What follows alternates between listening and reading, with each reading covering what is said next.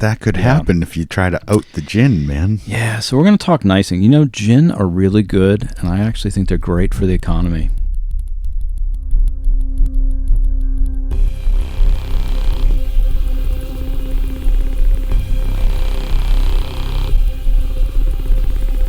Welcome to the edge of nowhere.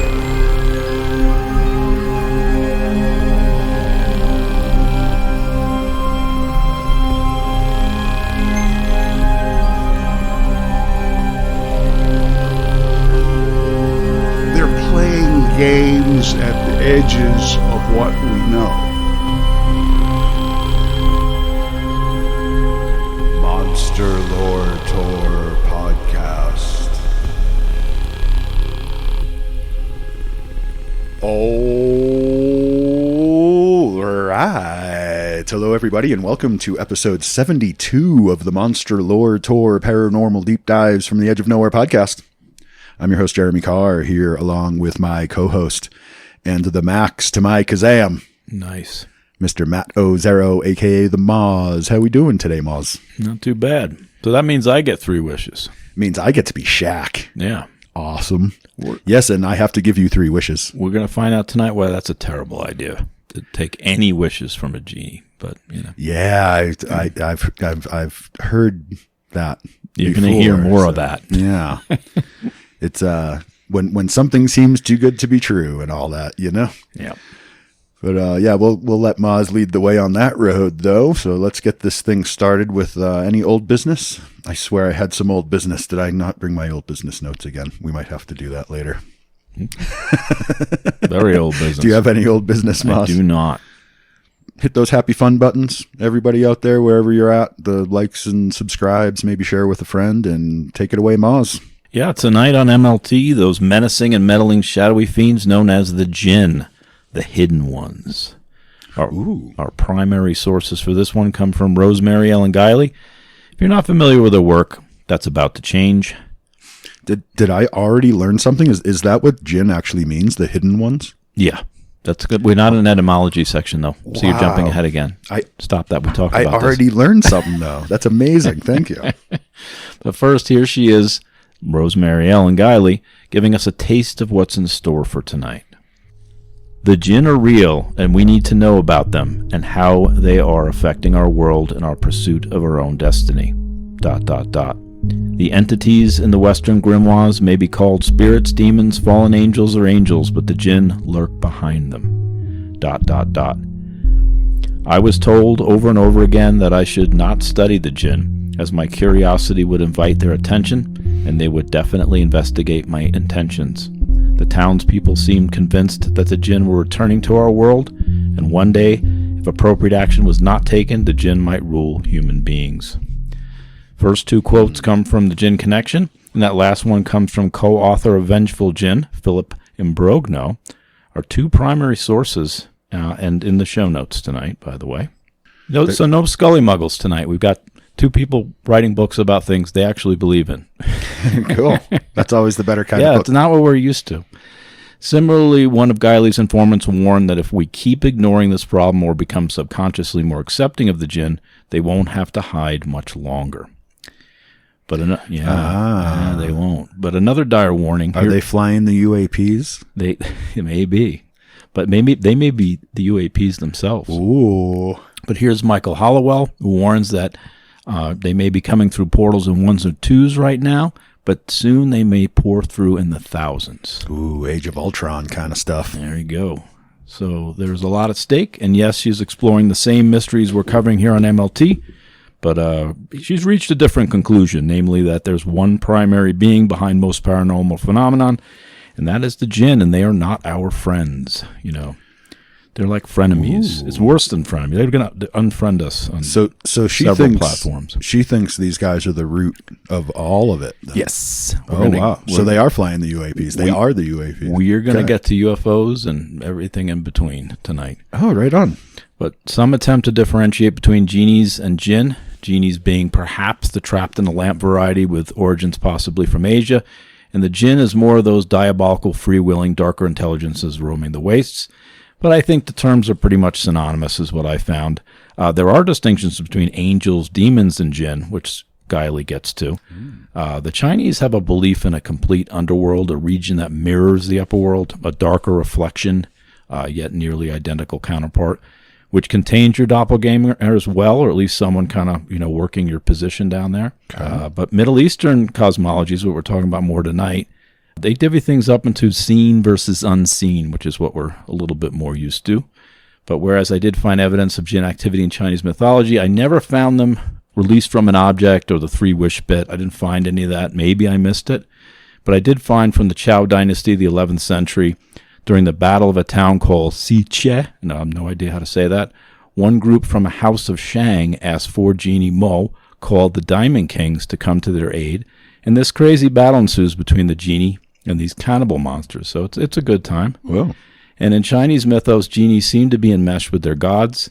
I did follow this trail of Chinese genie to Si Huang Mu, H-S-I Wang Mu, M-U, also known as the Golden Mother of the Tortoise, as she is the head of the troop of genie dwelling in the Kunlun Mountains, home of Iron Fist, I believe. Oh. But anyway, that from Werner, Myths and Legends of China, to be in the show notes. Most traditional cosmologies sandwich, like the Arabic ones, divide our world between the upper and lower. Jinn are liminal and can operate in this world, dunya, and the underworld, al-Gaib, but they aren't permitted within the celestial realm or the upper world, unless they're bidden. So unbidden they can. So they can, but only if they're invited. Yeah, so they can go to the underworld and they can be here, but they really can't get to the upper world without passing the normal, customary stuff. Okay, that's interesting. Yep. Here's Emily Savage Smith, and she's talking about Jinn functionality. Jinn, constant renewal of the universe by the creator and a fusion of the mental and physical realms. In this context, the Jinn are the bridge between the seen and the unseen worlds, constantly reminding humans that physical reality is not the only reality. That'll be in the show notes. Nice. And here's a good overview from the Ultimate Encyclopedia of Mythology. This is just to get our feet wet on the overview of Jinn, and I'm going to have you come to your first reading. Okay.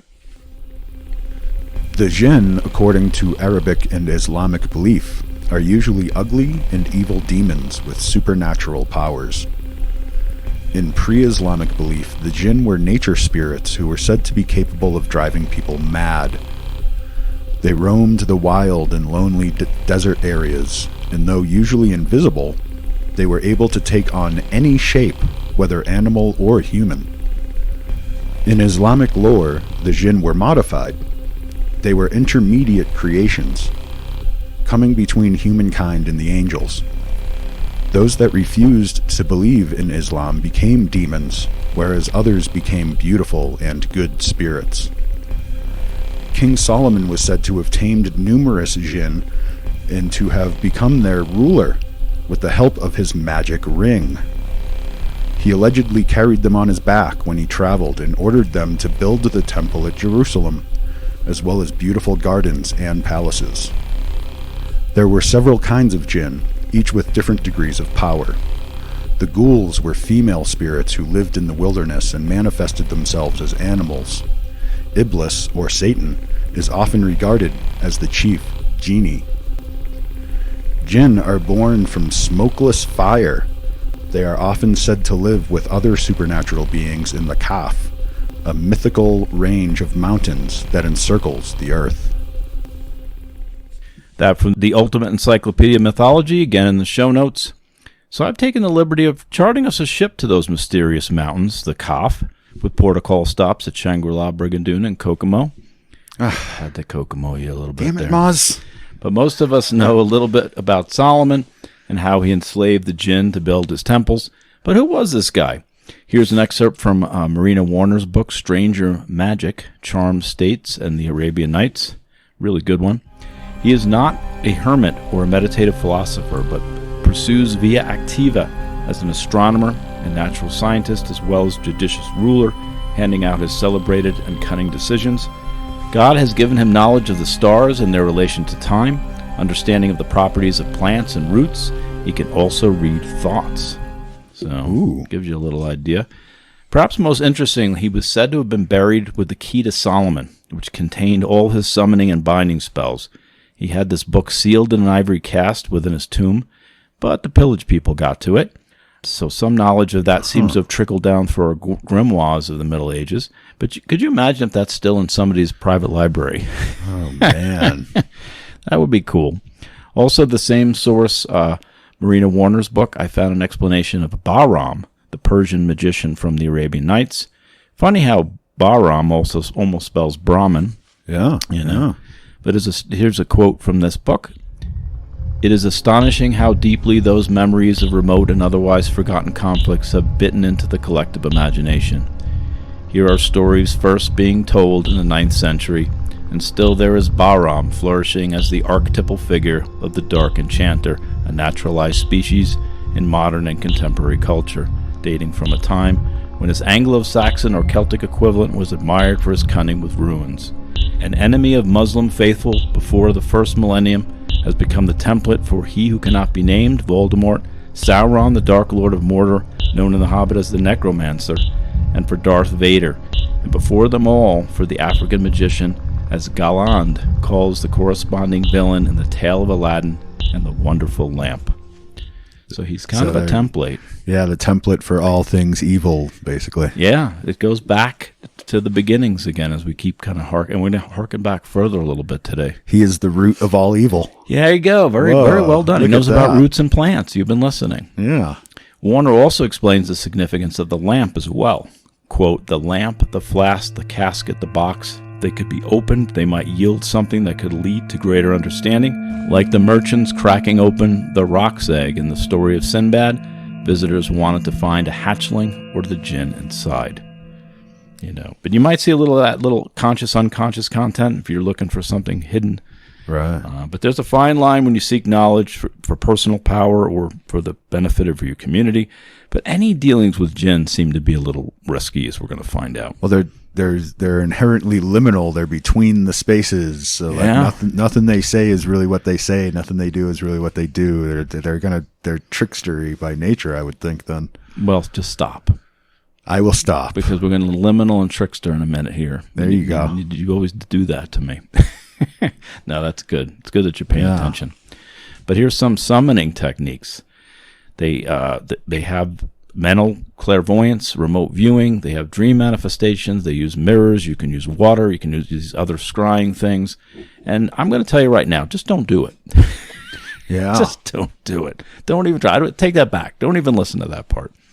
The location or region we're dealing with today is, in short, everywhere yet nowhere. Guiley discussed how Jinn are not confined to the sands of Arabia. She said it is, quote, the birthplace of their lore, but they are not confined there. Or per that last big quote, the Jinn are pre-Islamic. Jinn tend to hang in the corners of the room and in caves or in stoves, ovens, or fire pits because they're beings of fire, as we said. Right. Mostly they're known to be like cavern dwellers or subterranean, seem to be the main things where we find, or within the rocks themselves. Interesting. So Palestine's riddled with demon-haunted caves that Jinn are supposed to be in. It makes me wonder what's happening right now with all this interesting stuff going over in that neck of the woods. Yeah, I might have a different approach to those secret lava tubes next season. That's right. That is an area. That is the home of the Jinn. I spent a good number of afternoons this past summer underground in some caves that are very seldomly explored. Yeah, you found the secret lava tubes. Yeah. It's good stuff. I'm going to have to see what comes up next time, maybe. Yep. Start some smokeless fire in the cave and see what happens. And I'll be waiting in the car. Yeah, 2 miles away.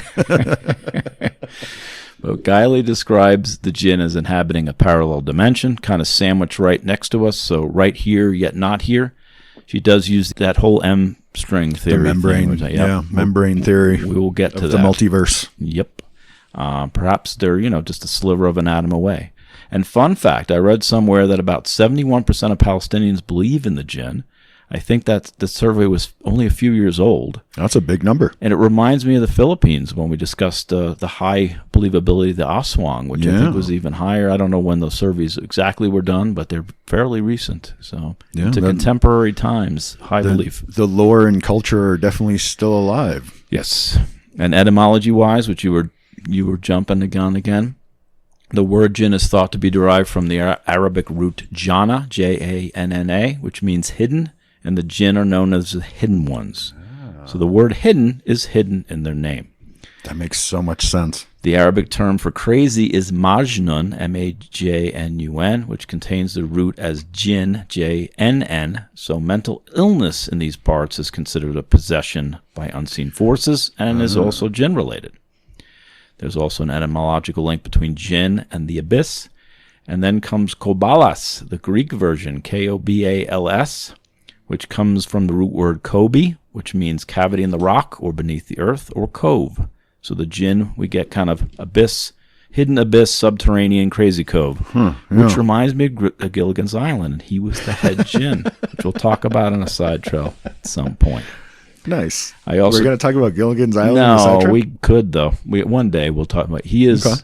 There is a theory that's not mine, but I will be discussing Gilligan's Island at some point. That was live action, but I feel like that's part of your ancient tune theory. It is. If someone else who's along the same lines as me has gone deep into the Gilligan lore, we will discuss it someday. Awesome. Yeah. I also came across the word ajaib, which is that wondrous magic, and naraja, N-A-R-A-N-D-J, the more trickstery or black magic. So listen to this one. I found this in Babylon and Sumer myths and tales. It's not specifically about the Jinn, but check this out. No door can shut them out, no bolt can turn them back. Through the doors like a snake they glide, through the hinge like the wind they storm, tearing the wife from the embrace of the man, driving the freed man from his family home. That's Emerson from Babylon, Sumer myths and tales. But compare that a little bit to the basically something from the Quran, one version, the Hate Sahih Bukhari, and this I found in Guiley's Vengeful Jinn, by the way. A prophet warns, quote, "Cover your utensils and tie your water skins and close your doors and keep your children close at night, as the Jinn spread out at such times and snatch things away. When you go to bed or your lights are on, for the mischief doer may drag away the wick of the candle and burn the dweller of the house." Whoa. Doesn't that sound similar? And that one is the Quran or version of the Quran talking about the Jinn. Yep. Sounds a lot like what they're dealing with in Sumer and Babylon even earlier. Came from those same roots we were talking about. Yep. The Jinn themselves, or beings like them, seem to stretch back to the edge of human consciousness itself. The unseen forces may well have existed in species even pre-Homo sapien, haunting our hominid cousins. Wow. We keep driving back into pre-history with everything we look at. We keep doing this. I wonder if, in season 42, we'll be discussing Stegosaurus shaman and their pterosaur totems. Yeah, right. And it gets into some Sitchin stuff and whatnot. It does, a little bit. A little 9th planet or 10th planet stuff. 12th planet. It has to be the 9th planet now because Pluto's gone. Oh, they messed up. They messed up everything by yeah, messing that. I'm actually building an MLT style Ancient Alien folder that at some point we'll get into all that. Actually, it's going to take me a while though. I'm just starting with that one. Sitchin and Daniken, man, good stuff. But Guiley is really saying the Jinn are the main malevolent forces plaguing mankind for eons. And speaking of plagues, her research points to the Jinn as the cause of some of them as well. As for a description of the Jinn, here's Guiley, and it comes to another Jeremy reading. Jinn are usually invisible to us, though they can see us. Some animals can see them. They have no known form. It is said that no human has ever seen the true Jinn form, and they can shapeshift into any form they please. Their favored forms are snakes, black dogs, black cats, spiders, jackals, goats, toads, and in the Middle East, camels, among other animals. They may have glowing red eyes or snake eyes. They do not assume the form of wolves, the only animal they fear according to lore. A commonly seen form is a small goblin-like creature with a bald head and long ears. Descriptions like this appear in the modern E.T. literature. That again from the Jinn Connection by Rosemary Ellen Guiley. So they fear wolves. Yeah, we're going to get into that. Okay. So don't fear that what they fear. But again, look at all that paranormal overlap. All these themes coming back that we've talked about now being kind of shoveled to the door of the Jinn. But here's a question. Beside animal, who else can spy back into this unseen world? Because we talked about the animals seeing the Jinn, what else might see the Jinn and some of these other... I keep thinking about owls right now, honestly. Owls, definitely. It's not on my list, but what besides, I guess, animals? Besides animals? Yeah. I'm not sure what you're getting at. You getting at Who else shaman? can sense a gene? Well, yeah, that's a good one. That's not on my list. So you're thinking, yeah, I think certain shaman would be on that list. We'll talk about that as well. But babies, saints, and those with developmental disorders could also potentially see the unseen world. People who literally see the world in a different way. Yep. Yeah. Jinn have much longer lifespans, perhaps thousands of years, and they can be either gender. Some believe they operate Tuesday through Sunday. They have like a Tuesday through Friday, or rather, like a 4-day work week thing going on. Seriously, that's part of the lore. That's funny. So they're slackers, though. They have a 3-day weekend. Oh, good for them. That's how I try to do it, too. Yeah, I'm liking them more and more. Jinn operate interdimensionally via portals, but they can't get past that last portal, the paradoxical passage, the way to heaven, that kind of upper world. They have the same rules kind of apply. It's like they have access to everything except that top tier that they really want to get at. Yeah, That's essentially. interesting. But one theory as to why they appear in human or animal form is that their natural form is incomprehensibly hideous. It's very Lovecraftian, as it drives people mad, and once summoned, they can be bound to an inanimate object like a lamp or a bottle. Guiley, too, makes this Lovecraft connection. You want a Lovecraft joke? Well, I have a concept on that. What if they just literally don't have an actual natural physical form because they're straight up energy beings? Yeah. So if they're just straight energy beings, then it's literally whatever form they want. Their form is energy that we don't see. Right. So inherently, we're not ever going to literally see their form because we can't. Correct. They have to present as something else for us to even perceive them. Correct. And there is a few things that kind of contradict each other, and that's one of them when they say their true form is hideous, but they're formless. So you're exactly hit on one of the holes in some of the theories in a way. They're trying to humanize them by saying they must have some kind of physical form, natural, but I don't think they do. Right. Like when you see the TV show Lucifer, if he shows you his face or any angel in their actual form, it's too much for you to bear. Right. And if it's darker energy, it's going to be perceived as ugly. Right. Angel will be too beautiful for you to handle, and Jinn and demons too ugly for you to handle. So it's kind of the same idea. Like if they present it to you, just burn out your eyeballs and you wouldn't be able to see it anyway. Exactly. It's more of that. More of that's what's happening. But back to this Lovecraft connection, she wonders how that author was so influenced and why his work so closely parallels the world of the Jinn. Only connection I could find was Miskatonic and Gin and Tonic, and a lime is encoded in the word liminal, as we will soon find out.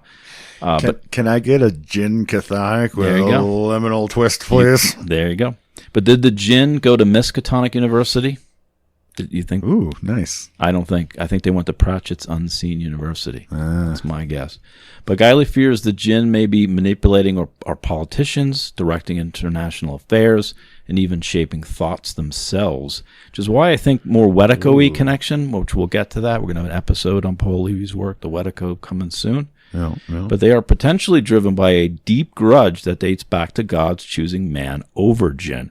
So even though they're trying to get into heaven, they still want this world, which they seem to feel like is their domain, and we're here wrongly.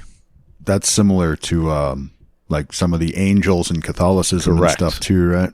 Same kind of lore. We're going to get into that as well. Attachments with these entities can last generations, and Jinn can make you sick or dead, which was a Sam Raimi Western, I believe. Guiley's partner in crime, Phil Imbrogno, adds how the Jinn agenda boils down to them trying to reclaim the world that they've been denied by God. If true, they are the ancient adversary we keep running into so much in the folklores and legends. Because if they're the root of all evil, they're also the devil, right? Well, Iblis and Satan, there's definitely connections. It all gets a little hazy, but we're going to try to tease through best we can here. I think that's part of the whole journey from hate to love in this world, is we all have to realize we're really just all telling the same story in a different way. Yeah. Like we need to realize we're all living the same story. But we do them important dumb jokes, and I think that's the way to do it. The world also needs dumb jokes. Exactly. That's why we're here. But because they're fire beings, Guile and company point to examples of pillars of fire when the Israelites left Egypt and the burning bush of Moses as potential examples of Jinn activity and kind of, manipulation. So they may have had profound impacts on humanity. If you think about all the damage the axial religions have done in this world, what if the Jinn whispered all of that stuff to someone? Ooh, now I'm thinking of Sympathy for the Devil from the Rolling Stones. There you go. In fact, Guile runs through the whole Quran Muhammad experience, and it sounds a little alien downloady or Jinn-like, which is her point, a point shared by at least some scholars. Not going to go through all that. Please, no offense to our Muslim friends out there, but if you read the famous Muhammad encounter with your Jinn hat on, never put your Jinn hat on. What are you thinking, Jinn? Take that off. No, seriously. But you said... I love all religious texts. I just think of them more as grimoires. And on that note, what did more damage, the Bible or the Necronomicon? That's your holiday side trail. The Bible is one of the most damaging books ever written. I'm just kidding. If you really want to go down that road. But here's the difference. The difference is that one, is a work of fiction, and the other was a Jinn download into the brain of horror author H.P. Lovecraft. Yeah, there you go. There you go. But Guile relates some of her information from an informant named Mumad, who says, quote, absolutely there are Jinn who not only want humans to suffer, but to ultimately wipe them out. Ooh. Now, what's wrong with that sentence, though? This is one of her main informants, and he says wipe. Shouldn't he say wipe us out? He says, wipe them out. He says, absolutely there are Jinn who not only want humans to suffer, but to ultimately wipe them out. That's the Jinn, from the Jinn connection. Are you saying he's a Jinn? Well, I would say us, He's okay grammatically. That makes sense. He could be talking about those giant radioactively enlarged ants from New Mexico. We're the them. Yeah, we're the them. Here's Guile bringing the point home, and it comes to a little reading for Jeremy here. Okay. From the Vengeful Jinn. Ooh. The ancient world that birthed Judaism, Christianity, and Islam teemed with supernatural entities who had the power to intervene or interfere in humanity's affairs, and their characteristics overlap. Numerous similarities and ambiguities exist among angels, demons, and Jinn that provide ample opportunities for Jinn to masquerade as one or the other. Ooh, they're the angels and the demons at the same time. There you go. Jinn are often depicted as powerful creatures, often toying with us for their own amusement. Guile also claims there are some indications that our Jinn guardian angels have, quote, complete control over that person's life, unquote. It kind of explains the whole concept of the two guys on your shoulder, the angel and the demon on your shoulders, whispering in the opposite ears. Yeah. And it so plays into that. Everything does. Even Paul Levy's Wetico does. I keep coming back to that theme. The two wolves, as we always talk about, too. Yeah. It all comes back to that same theme. I don't know why, but they know our strengths, our weaknesses, and can thoroughly manipulate us at the end of the day. Shaytan, Shaitan, are those unbelieving Jinn, not heeding Allah's words. Shaytan also are also known as to lead humanity astray, just like everything else. Yep. Again, very Wetico-y. But Shaytan, by the way, is on Netflix. There's Shaitaan. There's a movie on Netflix about it. I couldn't get through it. Not because it wasn't a good movie. It's not my kind of horror movie. You knew right away this guy's just manipulating his family. He's a Jinn, and he comes in and just... It gets too disturbing for me. I'll watch it. Not in the right way disturbing. Yeah, I like creature features. You like real I people, like evil, and we have a different I like movies that really evil. mess with your head. This one messes with your head. I like that. So check that out if you get a chance on Netflix. Shaytan, there's a bunch of names for that also, but the plural is El-Shaytan. Notice the similar etymology to Satan, by the way. Oh, yeah. These are all names for the bad Jinn who follow Iblis from Islamic lore. Per Arabic and some Hebrew sources, they actually have cock's feet is one of the things, or chicken is the other one that I came across. There's some sharp claws on those things. Exactly. This next one comes from occultworld.com. This quote, El-Shaytan eat dirt and excrement, If a person forgets to wash his or her hands after supper, the demons will lick the hands to bloody stumps during the night. According to lore, they have an aversion to water, cannot open the lids of vessels and jars, because King Solomon once imprisoned them in bottles.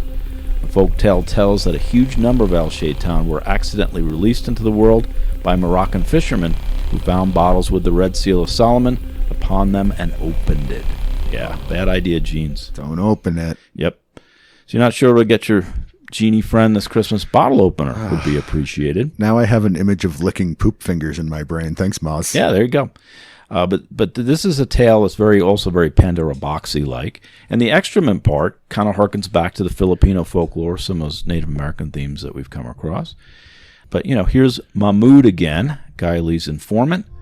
He says, "Don't seek out Jinn. They can kill you and your whole family for one slip up. They hold grudges.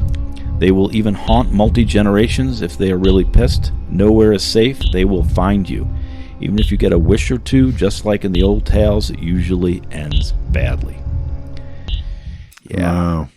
Guiley does stress a need for discernment. She reminds us it's not all dark. She believes there are nicer healers and teachers among them, but also warns against ignoring the darker side of this phenomenon. Now for that liminality piece that you already mentioned. The Jinn between, as I call it. Again, we already found them hanging about the underworld and our own, and poised between the upper and lower world. They seem to also hang out at thresholds, so like of churches and bride and grooms, and when the groom's bringing back the bride, the new threshold, there's all these traditions about keeping the Jinn out or honoring the Jinn. Is that why you got to carry the bride across the threshold? And it gets even worse. Like there's actually they lay down things you have to walk on when you go. So the man has to pick up the bride, and he can't even really touch the threshold. That all comes from Jinn lore. Yep. Wow. Yep. I had no idea. Yeah, I didn't either. Between healing and harming is where they live, between saintliness and diabolicness, between angels and demons, as we mentioned, between material and mental. And again, they're even linked to mental illness, so in between divinely touched and dangerously psychotic. Reminds me of Heraclitus. You got these crazy, these sparked beings that have this fire in the head that are teachers, and, then you have these darker versions that are going around and causing trouble. It's like they can choose whether they want to be helpful or miscreant, and it's a two roles again. But one is the touched by the Jinn, it is the spark in the head, and the other one is the shamanic fire in the head that we talked about. But they both have the similarity. I got a fire in my head. You do. I would say that as well. But they're most active at dusk, between night and dark. So, Afrit on Jinn, the edge, exactly, of nowhere. Afrit Jinn are those who are acquired great skill and power. Sometimes the word is associated with ghosts as well. So between the living and the dead. Bathrooms, by the way, are particularly haunted in places in the Middle East. I remember, really? Yeah, my friend Sasha told me a story when she went to go see her family back in India. She was mortified of this hole that she had to poop into, basically. Yeah. And it just becomes this, this mirror world where that has become a place that's haunted, and it looks like a hellmouth. So you got this hole that goes down to the underworld within your house. Yeah, Americans aren't big. I think that's where it came from. Yeah, Americans aren't big on squatting toilets like that. There's a lot of association. I mean, you have the whole thing about washing your hands. They got to see if you wash your hands after you go, right? Yeah. So that could be part of it. But there's also, I'm just freewheeling here. This came into my brain. But the mirrors, there's usually mirrors in bathrooms. Mirrors are a big source of portal energy and stuff like that. Could that maybe be part of why bathrooms are common for it? There you go. I mean, the ancient bathroom wouldn't have as many, but yes, they would. Okay. No, I agree with you, though. I think these are all things that might have tied into that, why this became a haunted part of the house. But if there is a mirror world, or particularly Australia's counterpart, when you flush a toilet, this gets complicated, which direction it's actually going to go. That's tonight's side trail. If you hold a mirror to your toilet, it's like you're flushing in Australia. Yeah. Is that right? Yeah. No, it's in the side trail. That's how you can tell it's a portal, because the toilet spins the other way in the mirror. I just said we cut time away to talk about this, and then you start talking. No, we're not going to get to that. We are not going to get to that. But they also play a dual role between protection and sacred sites. They're kind of protecting treasures or scaring people away from certain lands. So they're kind of a dual role going on there. So there's that's kind of leprechaun-y. Well, there is. We have a section on that tonight. I'm not kidding. But some still leave offerings in Jinn haunted places to receive help or guidance. As my friend used to say, is that helpful or hurtful? And I think that's where the Jinn live, between helpful and hurtful. Yeah, it sounds like they choose. Yeah. And the magical abilities, according to Guiley, Jinn have the power of healing, of prophecy. They have enormous strength. They are fast. They can disorient or confuse their victims. We found that as a common trope across the globe and across the monster lore. They can transmute and step through matter. They can also, of course, fly. Vincent Price or Jeff Goldblum? Vincent Price or Jeff Goldblum? I love Jeff Goldblum, dude. The answer is David Hedison. He was the fly in the original Vincent Price. That was a trick question. You failed that. Jeff Goldblum. I'm not going to let you ever answer anything right. That's my goal. It's funny. You always like the original, and I always like the remake. It's true. They're not always, but well, I mean, on the older ones. On the average, yes. But they are said to have compelling eyes. It's very Dracula-y, as Guiley calls them. And of course, they have the ability to shapeshift into any form, often traveling in a whirlwind or a black cloud. So we get back to that whirlwind again we keep talking about.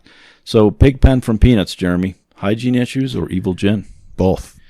No, the correct answer is good grief, Moz. Good grief, Moz. There you go. But there's only two forms they cannot assume. He obviously doesn't wash his hands after he goes to the bathroom. Well, so he's not a Jinn. You just debunked that. Well, then he's possessed by a Jinn, maybe, right? Yeah. Because the Jinn come get you if you don't wash your hands. Correct. And he's Pigpen. He is touched by the Jinn. Very good, sir.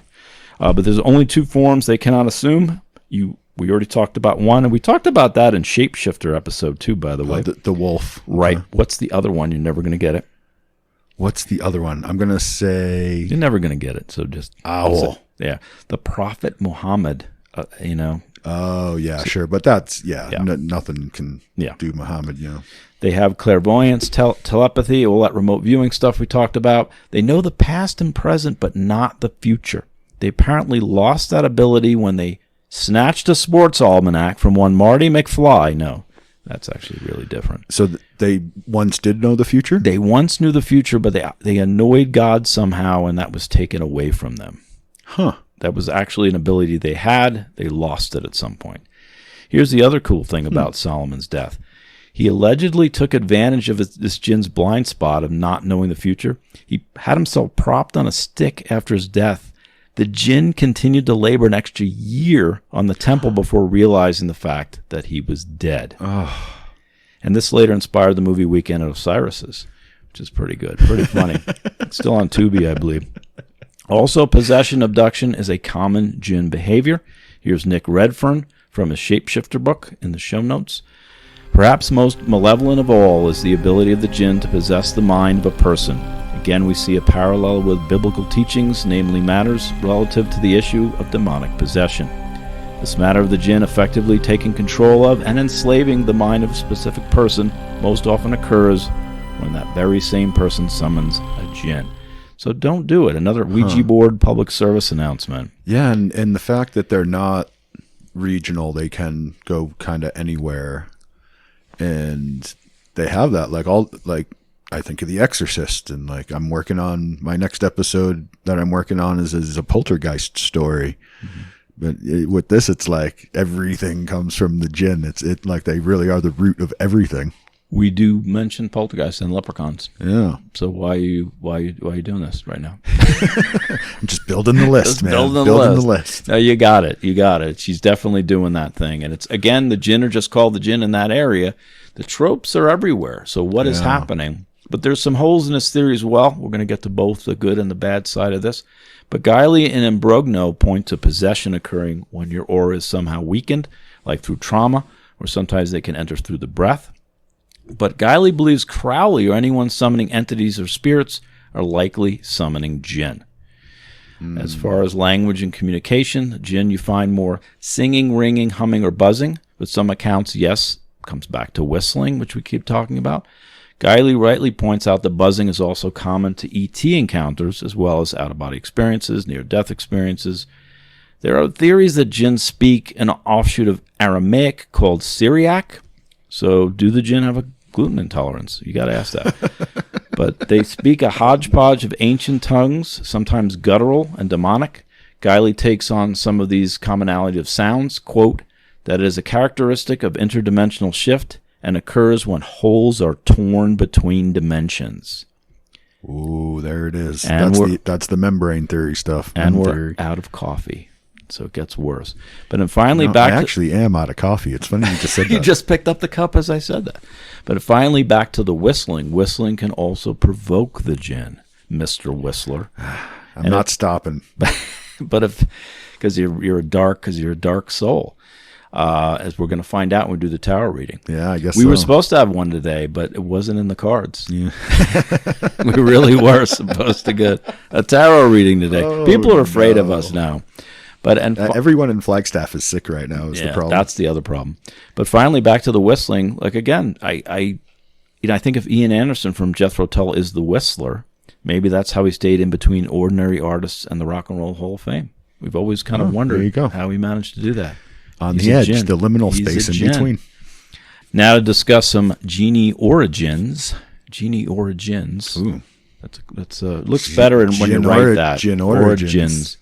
Again, our oldest civilization stories, to go back to Sumer and Babylon. Upon reviewing the mythos, that ghost as adversary theme keeps cropping up. This again from Babylon and Sumer, that same myths and tales from Emerson in the show notes. And it comes to the next reading. As most representatives of the spirit world were enemies of the living, so were the ghosts of dead men and women. Death chilled all human affections. It turned love to hate. The deeper the love had been, the deeper became the enmity fostered by the ghost. ... The Babylonian spirit world, it will be seen, was of a complex character. Its inhabitants were numberless, but often vaguely defined, and one class of demons lined with another. Like the European fairies of folk belief, the Babylonian spirits were extremely hostile and irresistible at certain seasonal periods, and they were fickly and perverse and difficult to please even when inclined to be friendly. They were also similarly manifested from time to time in various forms. Sometimes they were comely and beautiful. At other times they were apparitions of horror. The Jinn of present-day Arabians are of like character. These may be giants, cloudy shapes, comely women, serpents, or cats, goats, or pigs. And that again from Babylon and Sumer Myths and Tales in the show notes. So we get this clearer picture of how in cuneiform tablets, they seem very Jinn-like.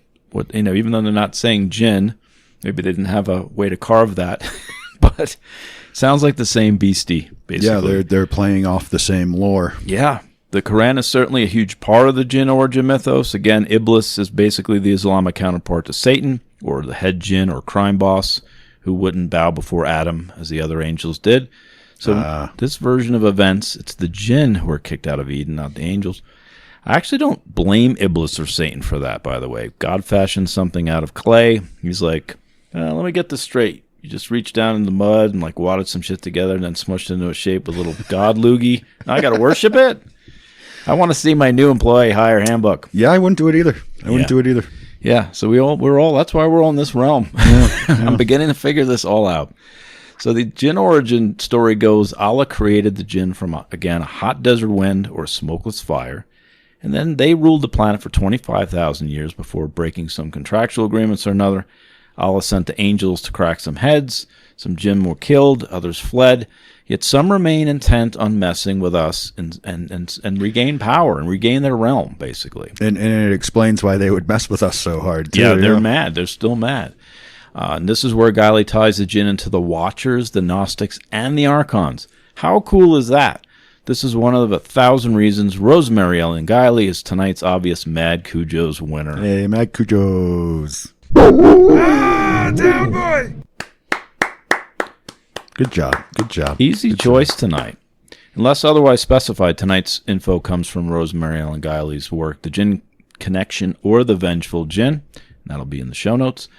But a quick thing on Rosemary Ann Guiley, author of 50 books, has been honing her art since 1983. 50 books? Yep. I knew she wrote a lot. I didn't know 50 books. That's a crazy number. She's the leading expert on angels, demons, and Jinn. The Jinn is the subject that seemed to occupy the final decade of her life, as yes, sadly, she lost her battle to cancer in 2019. Some people do blame the Jinn, by the way. She ran her own publishing company, Visionary Living Inc. She was a regular on Coast to Coast AM. That's where I found her. And basically, she's been on the Sci-Fi Channel, History Channel, Discovery Channel, a lot of channels. Her main website still up, www.visionaryliving.com. But let's head back into the story. Oh, now you're teasing the dead internet theory. Yeah. No, she's still there. Do that next season, she's maybe. Still there, but and somewhere in time. Or I still listen to Art Bell, somewhere in time. Well, at a certain point, there's going to be more dead people on the internet than alive people. Yeah, there you go. We're getting there. It's going to be the dark web then. Yeah, it's the dead internet theory. There you go. The dead internet theory. In one sacred text version of events, Adam's first mother-in-law, Lilith's mama, is Quaranah, Qarinah, a female serpent Jinn, sleeps with Iblis, a.k.a. Satan himself, to spawn the Jinn class. But keep in mind, Arazil, A-Z-A-Z-E-L, Iblis, and Satan mythos all seem to overlap at times in these ancient texts. One of the resulting offspring is Lilith, our shape-shifting owl witch woman we talked about, who flies off angrily when, Adam goes all alpha male. She then spawns 100 demon children. They, spends the rest of her time hunting and killing anything that Adam and Eve try to create through DNA ancestry or whatever they had back then. Satan then sends the serpent into Eden to corrupt Eve, so Lilith's first husband is thrown out of the flat as well. After the fall, shouldn't God have gone, after all this happened, shouldn't God have gone back to Satan and Iblis and said something like, fine, maybe these mud beings weren't as cool as I'd hoped. Why not come over for the game Sunday? I made artichoke dip. Because if God is wrong, then creation ceased to exist. Yeah, we're back to Alanis Morissette. We're back to Matt Damon and Ben Affleck at the threshold. It's all in the dogma, man. All in the dogma. But to keep things in the right scriptural bucket, the Bible doesn't mention the Jinn. They're only mentioned in the Quran. And Lilith only shows up in the Talmud, which is in today's terms like DC versus Marvel. Gets all Bill Ring, Batman, Stanley Hotel kind of thing. But in the old Persian Bible, jinns are mentioned by three names: the Jinn, the Jan, J-A-A-N, and Iblis. Now, who is the middle sister in the Brady Bunch? The one Jan. In between. Jan. Who breaks the family vase to release the evil Jinn? Peter, the middle male child, who then lets the others take the blame for his own malevolent actions. Jan and Peter are Jinn who should be banished to the nether realms without supper. Go ask Alice. Yeah. Are you just rubbing it in on the middle kids out there? Yeah, is that maybe, what you're doing? Maybe. I kind of know that's where you're from. So don't Brady Bunch me, man. Actually, the word Jan is associated with the father of all jinns, actually. So Michael Brady, really? We should be questioning him as well. But the King James Bible and beyond has no mention of genies, but it does suggest avoiding wizards and Ouija boards. The actual quote is this: regard not them that have familiar spirits, neither seek after wizards to be defiled by them. Seems. Yeah. It seems more shaman-y. MOZ and I are wizards. MOZ and I, yeah. Mazel tov. Good thing we don't do this live and in person, huh? But after the Jinn's expulsion from Eden, not Barbara Eden, apparently one of these Jinn beings, either Charon, Q-A-R-I-N, male, Peter, or Quaranah, Q-A-R-I-N-A-H, female, Jan, is assigned to you at birth. They're very similar to the persons they are assigned to, so in a way it's your doppelganger-y, guardian angel-y kind of thing. Doubles, but these doubles are supposedly from the Jinn connection, the brothers or sisters who live below the earth. In that mirror world. In the hidden places. But the Quran gets to the heart of it, from the evil of the whisperer who withdraws, who whispers in the breasts of mankind of jinn and men. So it has kind of this worm-tonguey feel that you were talking about there. And Goethe, when we talked Doppelganger episode, two souls, alas, exist in my breast, if you remember that as well. I tried to the Doppelganger get away from all these themes, and they were all there anyway, which kind of annoyed me. This overlaps with the owl stuff a lot too, with all that Lilith stuff and everything. She was a big part of Owl Week also. Owls are gone now, no hoots, and I had a Jinn dream. I don't want to talk about it. Anyway, I don't. Not going to be in the S-file. Don't care. Moving on. But the Quran story goes, well, here's a quote from the Ultimate Encyclopedia of Mythology again. Iblis is the name for the devil in Islamic belief. He is a rebel against God and tempts humankind to evil. Originally, he was the angel Arazil. When Allah created the first man, Adam, out of clay, Arazil refused to worship him. When Allah summoned the angels to praise his creation, Arazil was thrown out of paradise, and from then onwards he encouraged the Jinn to make war against Allah. Eventually, he brought about Adam and Eve's fall from grace, tempting them into sin. On the day of judgment, and his host of evil spirits will be consigned to the fires of hell. Again, you see this, it's all the same. Iblis, Arazil, Alzil. Yeah, it all rolls together. The serpent was a Jinn. Together. The serpent was a Jinn. You're right. I mean, depending on which grimoire, religious text you want to believe. It even says they have snake eyes a lot turn into serpents. So there you go. But on a note for the spiritual side of things, we believe in a lot of this darker stuff, which means we do believe in a lot of the lighter stuff. It's just how it's portrayed, and if it's dealt with fundamentally, you fundamentally lose me. I guess I'll say it that way. Actually, the most interesting part of this to me so far is these guys aren't just inherently evil. It seems like they can choose to be helpful. They could be nice and good if they want to be. Yes. It's just they don't like us enough to do that most of the time. Yeah, and I'm going to jump out of turn because I'm going to answer that instead of waiting for me to read it. Basically, and we've talked about this before, when anything's Christianized, it was before that a case-by-case basis. This helped. This was the fire in the head that just got this. This is a good ancestral energy. This is something that helped me. The daemon from Greece, right? Right. Philemon, from Carl Jung and Socrates had all these helper demons kind of thing. Daemon. It only after Matt Damon from Dogma. Matt Damon from Dogma, exactly. But after Christianity, post-Christianity, it just became evil or God, and it really became more demonized. And that's where the shamans had to go. That's where all these energies were bad. And anything that goes underground from the Jungian standpoint comes back with a Jinn vengeance. But if you bury all this stuff, like Carl Jung tells us, it kind of comes back through the subconscious or unconscious realms in a bad way.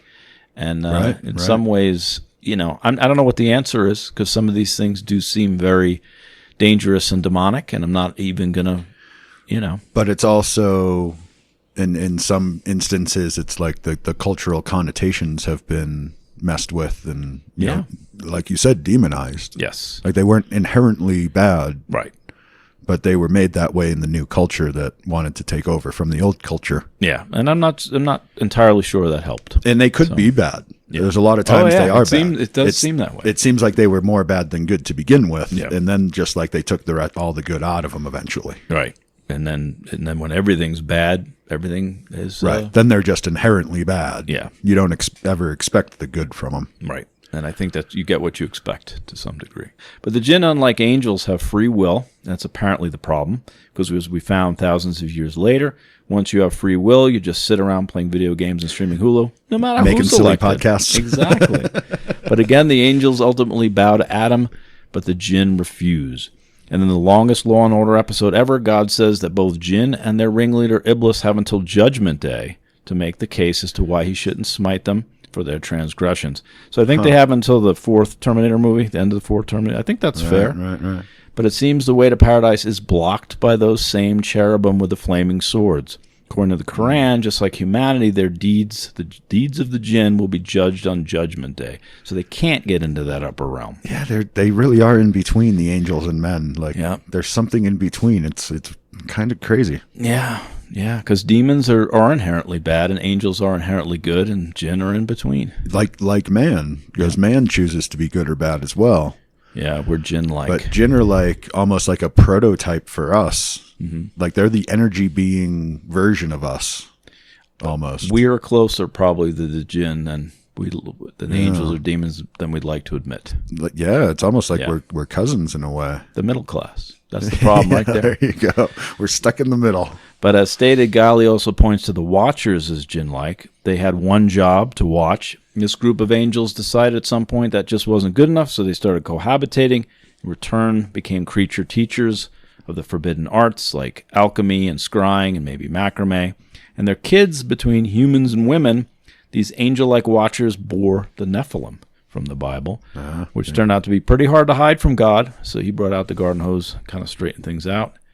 That's an interesting take. Yeah, made me think of Buffalo Bill and God for some reason, but I probably won't go there. But Guiley also equates the archons with the Jinn, because this plucky band of hyperdimensional entities also were banished by God. So they were, bent on our destruction as well. So it's not too much of a leap from our Jinn friends. There's always overlapping agendas. But Watchers, you've got archons. It does tie into Gnosticism, which I don't want to go into because we don't have that much, can't have another cocaine totem bear kind of moment. But Guiley did break down the difference between angels, demons, and Jinn, and vengeful Jinn. It was a very helpful chart there.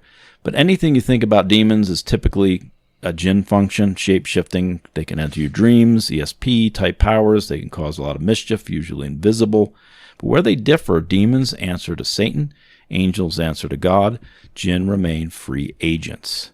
So more like shaman in a way. They are good ones, there are bad ones. Many seem more chaotic neutral to me, which is like us, according to Bone, the world according to Bone. Yeah. But they typically put their own interests first. They also have a gender and also have families. And again, this is unlike the angels. But like China, they're limited to one child per couple. Angels can't For spawn. real? Yeah, angels can't spawn. Demons and Jinn can impregnate, but they're not notoriously. They're so much like us. Yeah, they're more like us than angels or demons. I never realized that. This is wild. They gain knowledge over time and move up in rank. There are 3 classes, the Jinn, the Ifrit, and the Marid, which sort of, because it's endless variations and the names of Jinn. And as soon as you get regionally, everything gets very muddled very fast. Right. And back to those clans, eventually wise old ones can run their clan and maybe even whole regions become like a philosopher king. This is the whole Jinn kind of setup. But natural death or assassination is the only way to depose these folks. Yeah. And are they basically immortal? Do they have a lifespan? Well, we talked about, I think, thousands of years, so it's pretty ambiguous, but they can live for thousands of years. This goes into the whole Sitchin thing again.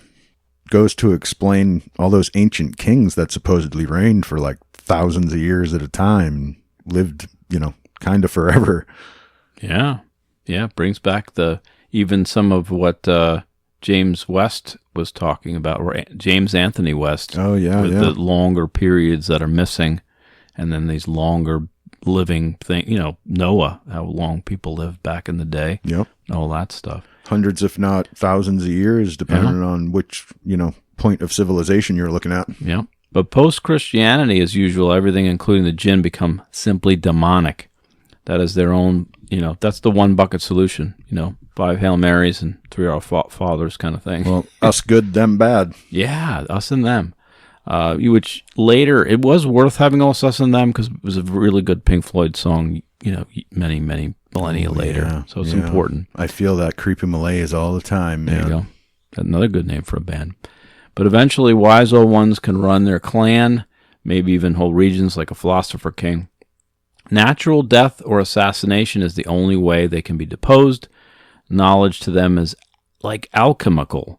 Basically, learning through the eons is about the manipulation of matter. So they're learning to kind of, that's what they're focused on. Right. So the more they get, the better the shapeshifter they are, the better they can kind of do some of these. Controlling the elements at an atomic level kind of thing. Correct. Even quantum level. Yep. Yeah. Yep. And the King Jinn does require a sacrifice every century, either some type of energetic exchange or a human soul is always appreciated. Is that when you throw the virgin into the volcano kind of thing? Yeah. Once every 100 years. Right. Okay, that's not too bad. I've heard worse. But don't worry too much about the myrrh next time, But Jinn's real form the frankincense is cool. But who wants the myrrh? Again with the myrrh. But, Jinn's real form is supposedly hideous, but they really don't have a form as plasma beings. Right. So it's kind of in a way, it's a strange juxtaposition. But they are ranked by color. Briefly, the blue ones, also called the Marid, are the young and less predictable class. The red are the evil ones and worshippers of Iblis, a.k.a. those evil agenda ones. But not much is known about the black or the yellow Jinn. So there's 4 types, and we don't know much about the black or the yellow. So even with the Jinn, it's red versus blue in their politics, huh? Yeah, there you go. There you go. Or color coding levels of consciousness. Yeah. But this is that why we do that? Yeah. Because that's our subconscious. That's is the red and blue conflict of the Jinn. Yeah. Ooh, that's interesting. There you go. But this does bring up the question, are Jinn solo actors, or do they pose a more orchestrated attack on mankind, representing a much greater and broader threat? I don't know the answer to that. But in an effort to shovel about everything to the hooved foot of the Jinn, Guiley again kicks all of these buckets over, creates one bucket called Jinn. And I'm going to explain this in segment form, which I always try to do. All you have to do is say Jinn for this, Jeremy. Okay. You ready? Are you ready? I guess. Hauntings. Jinn. Poltergeists. Jinn. Archons. Jinn. Fairies. Jinn. Aliens. Jinn. Watchers. Jinn. Sheep Squatch. Ooh, Jinn. Mothman. Jinn. Maker's Mark. Bourbon. Dang. Well, actually, it could be bourbon or whiskey, but I'm not going to give you credit because it should be whiskey. It's definitely not. You almost got me. Yeah, it's not Jinn. All those other things. That's really. I only did this whole thing just to make you look dumb and you know what Maker's Mark is. Sheep Squatch is a Jinn. Yeah. Well, any therianthropic thing, she's really shoveling everything into behind these strange events is a Jinn. The whole plasma being that doesn't have an actual form but can take any form as far as our perceptions go. Yeah. Why wouldn't everything be that at that point? It's true. It's a theory of everything paranormally that she's onto there. Yeah. And if that groaner didn't work, I had this one as backup. What do you call a Jinn who likes Bacardi? A Jinn who likes Bacardi? You don't mix gin and rum. You might get this one. Think about it. A Jinn rummy. Oh. Yeah. But first, let's do a fast and loose Jinn global roll call before we move on to some of this other stuff, because there are some Jinn-like entities out there. Let's start with the Gruul, Ghrul. Guiley cites from the Tales of Arabia Deserta, which describes the Gruul or ghoul as a female monster of the desert or a graveyard stalker, corpse cannibal. They sound very similar to the ghoul of the Aswang when we discussed Filipino folklore, and Guiley describes a similar group as being a weaker Jinn, like Seagrams. But no, actually in parts of the Middle East, they call this group the Hin, Hinn, describes as having a long neck, one cyclops-like eye, sharp tusks, like the Rakshasa, or the Hogfather, as we figured out recently from Terry Pratchett, a long neck and chicken-like wings and arms. Comes with chicken-like. Yeah, comes with 3 dipping sauces. Get your Wolfman Puck notes. It kind of sounds tasty. Yeah, there you go. But these Gruul have the feet of both ass and ostrich, very chimeric-y, and like most shapeshifters, they lure through mimicry. I bet they have great agility. Yeah, they've grated cheese. You mule right and on ostrich. That. Have you ever seen an ostrich's foot? Yeah. Straight up dinosaur, man. No, I know. It was Bacher, I think, was the paleontologist who made that connection, and then everyone was like, duh. Yeah. When you see an ostrich run across the field. They are velociraptors with feathers. I mean, that's what an ostrich is. But we didn't see it until someone saw it, and I give him obviously a lot of credit, but when it popped. Would you say you give him mad cujos? Down boy! No. Well, you just did. I want to take it, Bacher. Take that, Bacher. No, he deserves mad cujos for that. Yeah, so, that's pretty good. But I found a ghoulish behavior in the literature, by the way, in the Porter and the 3 Ladies of Baghdad. A husband tails his wife to a graveyard and catches her digging up fresh graves and gorging on human flesh. Oh. So this is a Middle Eastern tale from Baghdad, which has this ghoul-like quality.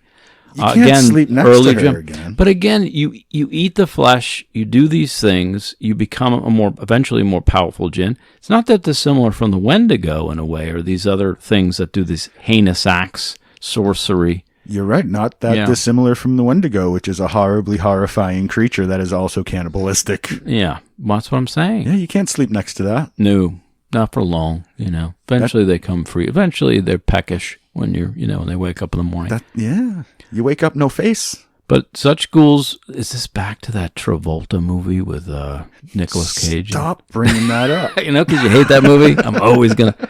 Oh, no, you know where they filmed that? I looked in IMDb. Kokomo. They filmed that in Kokomo. I want to take his face off. Yeah, that's very deep, very deep. Oh, so bad. So bad. But such ghouls are associated with the weakest class of jinn again. Perhaps that wife becomes more goblin-like in time and then more jinn-like. I don't know.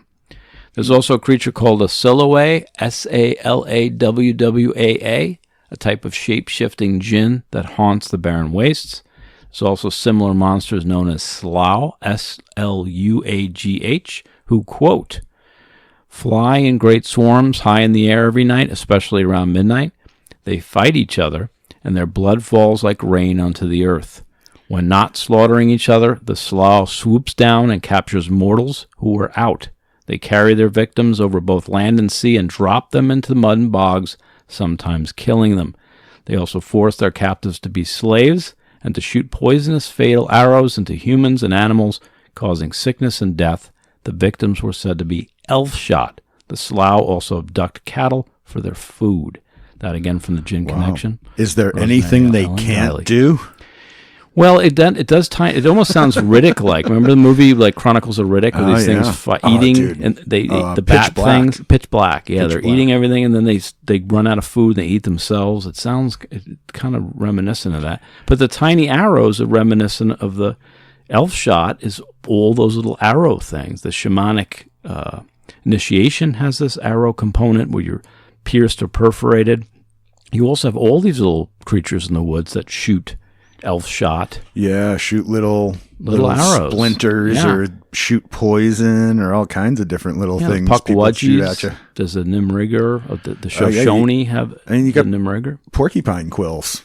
Yeah. You know what I mean? Yeah, and that's related to the quills they're probably shooting. They got a little jinn in them. The porcupine's got a little jinn in them. Exactly. That's why he walks all wobbly. But Guiley also mentions the Pallas, P-A-L-I-S, which means foot licker, as it is a nocturnal jinn that sucks the blood of its victim through their heels. Remember we talked about not laughing at the jinn, that it will anger them. Sorry. It is said a tribe of Pallas could live off of one. I didn't call them anything. I'm just, this is my research. Okay. But it said a tribe of Pallas could live off of one adult Bigfoot for nearly a month. Whoa. Fine, maybe that part I made up, but it makes sense. But here's one story of the Pallas type jinn.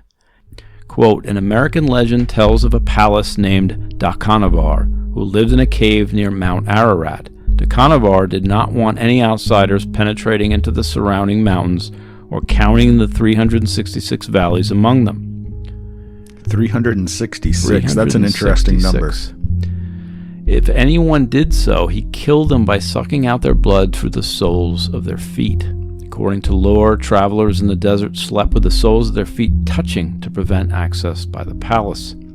The Testament of Solomon tells the story of Orneus, a shape-shifting jinn who vampirized the life force of King Solomon's favorite boy servant. During the construction of the Temple of Jerusalem, Orneus came every evening at sunset and took half the wages and food of the boy, and then sucked out some of his soul through his right thumb. Ooh. The boy wasted away and grew thin. When Solomon discovered what was going on, he asked God for help. God sent the archangel Michael with a magic ring engraved with a seal that would enable Solomon to bind and imprison all jinn, male and female. Oh, that's interesting. From the Rosemary Ellen Guiley's The Jinn Connection. So it was a ring, not a lamp. So the ring theme is, that's one of them. But the ring theme comes up a lot in jinn lore. Okay. And the boy heeds the advice and throws this ring at the chest of this thing and saves the day at the end of the story, by the way. Sauron is very jinny. Yeah. I know. Tolkien comes up a lot as far as, was this a download theory, right? But this hits on the magic ring theme. It hits on so many themes. The wasting away. It's also the psychic vampire. This boy is wasting away. Now, they said through the thumb, but the Pallas, usually it's through the soles of the heel. Through the heel. Which reminds me of like in Filipino folklore where, they have to sleep on either side of each other, face down, so the orifices can't be, accessed by the aswang. Right. So it's kind of they have these sleeping rituals to prevent monster attacks throughout the planet. But in Philip Imbrogano's travels, the co-author of Vengeful Jinn, he finds out about this cave of Jinn in Oman. The original name of this cave was Khoshil, Khoshil, and Mangadeli, or the place to harbor goats. But he actually goes there and rappels down into this cave, and here's the tale. It's chilling. It brings us to our next reading. We anchored several clamps in the rock and hooked the rope on the rappelling harness. I began my slow descent into the cave. The only illumination was the light of the sun projecting almost straight down into the hole from above. As I was midway down, a mist began to rise up. I thought I heard echoes coming from the darkness of the cave. They sounded like a human voice speaking Arabic. I stopped my descent, and the mist appeared to take on a large form just below me. I found this strange because this part of the mist was not illuminated by the sun, yet it glowed with a greenish hue. I heard the voice again, but this time it spoke English. Although there was quite a bit of echo, I was absolutely sure it was saying, "Leave my place." My two companions must have also witnessed the same thing because they spoke rapidly with each other and seemed quite agitated. Although I couldn't understand what they were saying, one word was clear: Jinn. They ran away from the cave opening, leaving me hanging about 75 feet in the air. Fearing that they were going to leave altogether, I climbed out and saw them running toward the vehicle. I got out of my climbing gear and yelled for them not to leave. Yar yelled back, "Hurry, my friend! It is the Jinn!" I scrambled to catch up with them at the car. Breathlessly, I asked them both, "What the hell is going on?" Yar replied, "Didn't you see it? It was a genie, taking form and telling us to get out of this place at once." Although I thought I heard a voice and saw a vague, cylindrical-shaped mist, both men insisted they saw the shape of a genie and clearly heard a voice ordering us to leave. That's pretty wild. Yeah, and again, what's interesting is the guy who's not from the area sees a mist. The people from the area see a genie. It almost harkens back to that. You see what's the Volkadonk and what's more of your culture, you're going to connect with more and maybe get a better image. He certainly heard a voice. He certainly saw some mist. But the people with him from that area clearly saw something else, something more defined. Right. And it was a genie. It's interesting that at first it spoke Arabic. Yeah. And then it was inside this guy's head and he didn't understand that. Yeah. What's his language? And it sucked his language out of his brain and then was leave. Yeah. Yeah. No, that's a good point. Again, it's part of this. He's not getting it. This guy needs a different version of what's happening here. Yeah. Yeah. It's kind of fascinating. It's totally up in your head. And Guiley also has this Jinn tale that hails from Istanbul. It's a kind of a second highlight feature story here. So the story goes, a guy who can summon Jinn is reluctant to do so, but his guests keep insisting. It's like a party, and come on, you can summon Jinn, do it. It's one of those things. They're probably drinking gin. He finally agrees, and 3 orbs drift into the room, and the Jinn orbs demand to know why they were summoned. Minus a good explanation, the Jinn kind of curse the people, make a ruckus, and leave. They soon discover, though, one of the persons from the party is missing. That person returns several hours later. They find him huddled on the balcony. He claims to have claims to have been brought to the Jinn realms as a punishment. The guy's completely traumatized, curled up on the balcony, like he just sat through a Lovecraft marathon or something. And that's kind of another fascinating tale of what not to do at a party when you can summon Jinn. Right. And last but not least, I found the most horrible 3-wish Jinn story imaginable. Oh, boy. C.G. Campbell, 1949, from Folktales from Iraq. There are so many with all of these endings, from bad to worse, as we talk about when you do the 3 Jinn wishes, never ends well. But this one takes the cake. If you found a worse one out there, send it to monsterloretor@gmail.com. We will send you some mad cujos or something. There you go. But so the story goes, a man exploring this cave ends up in a chamber with all these bones strewn around the floor, skeletons chained to the walls. In the middle of the room is a beautiful naked woman who says he can have any wish, but that he has to offer himself to her, and they have to French kiss to kind of seal the deal. He asks for all the gold he can carry and to be master of the world. He has a list. He's running with this. Sure. So he goes through this, ritual. He clearly missed some red flags, for sure. But as they kiss, his tongue shrivels in his mouth, is replaced by her tongue, which crawls out of her mouth and replaces his tongue. That's even worse than I was expecting. And she immediately withers back into skeleton form, and now she's just a pile of bones before him. Her tongue, she is now his tongue, basically. So when he gets home to his family, the woman's tongue now demands a divorce from the wife. His son is frightened by this strange words uttering from his father's mouth. I bet. But the father runs to console him, like, no, I'm not doing this. But as he runs toward him, this scares him further, and he falls into a well and breaks his neck. So the son dies. Oh my God. So this guy gets worse. This guy tries to get help from a mosque, but every time he goes into the mosque, the tongue starts causing him pain, and he can't enter with this tongue of evil.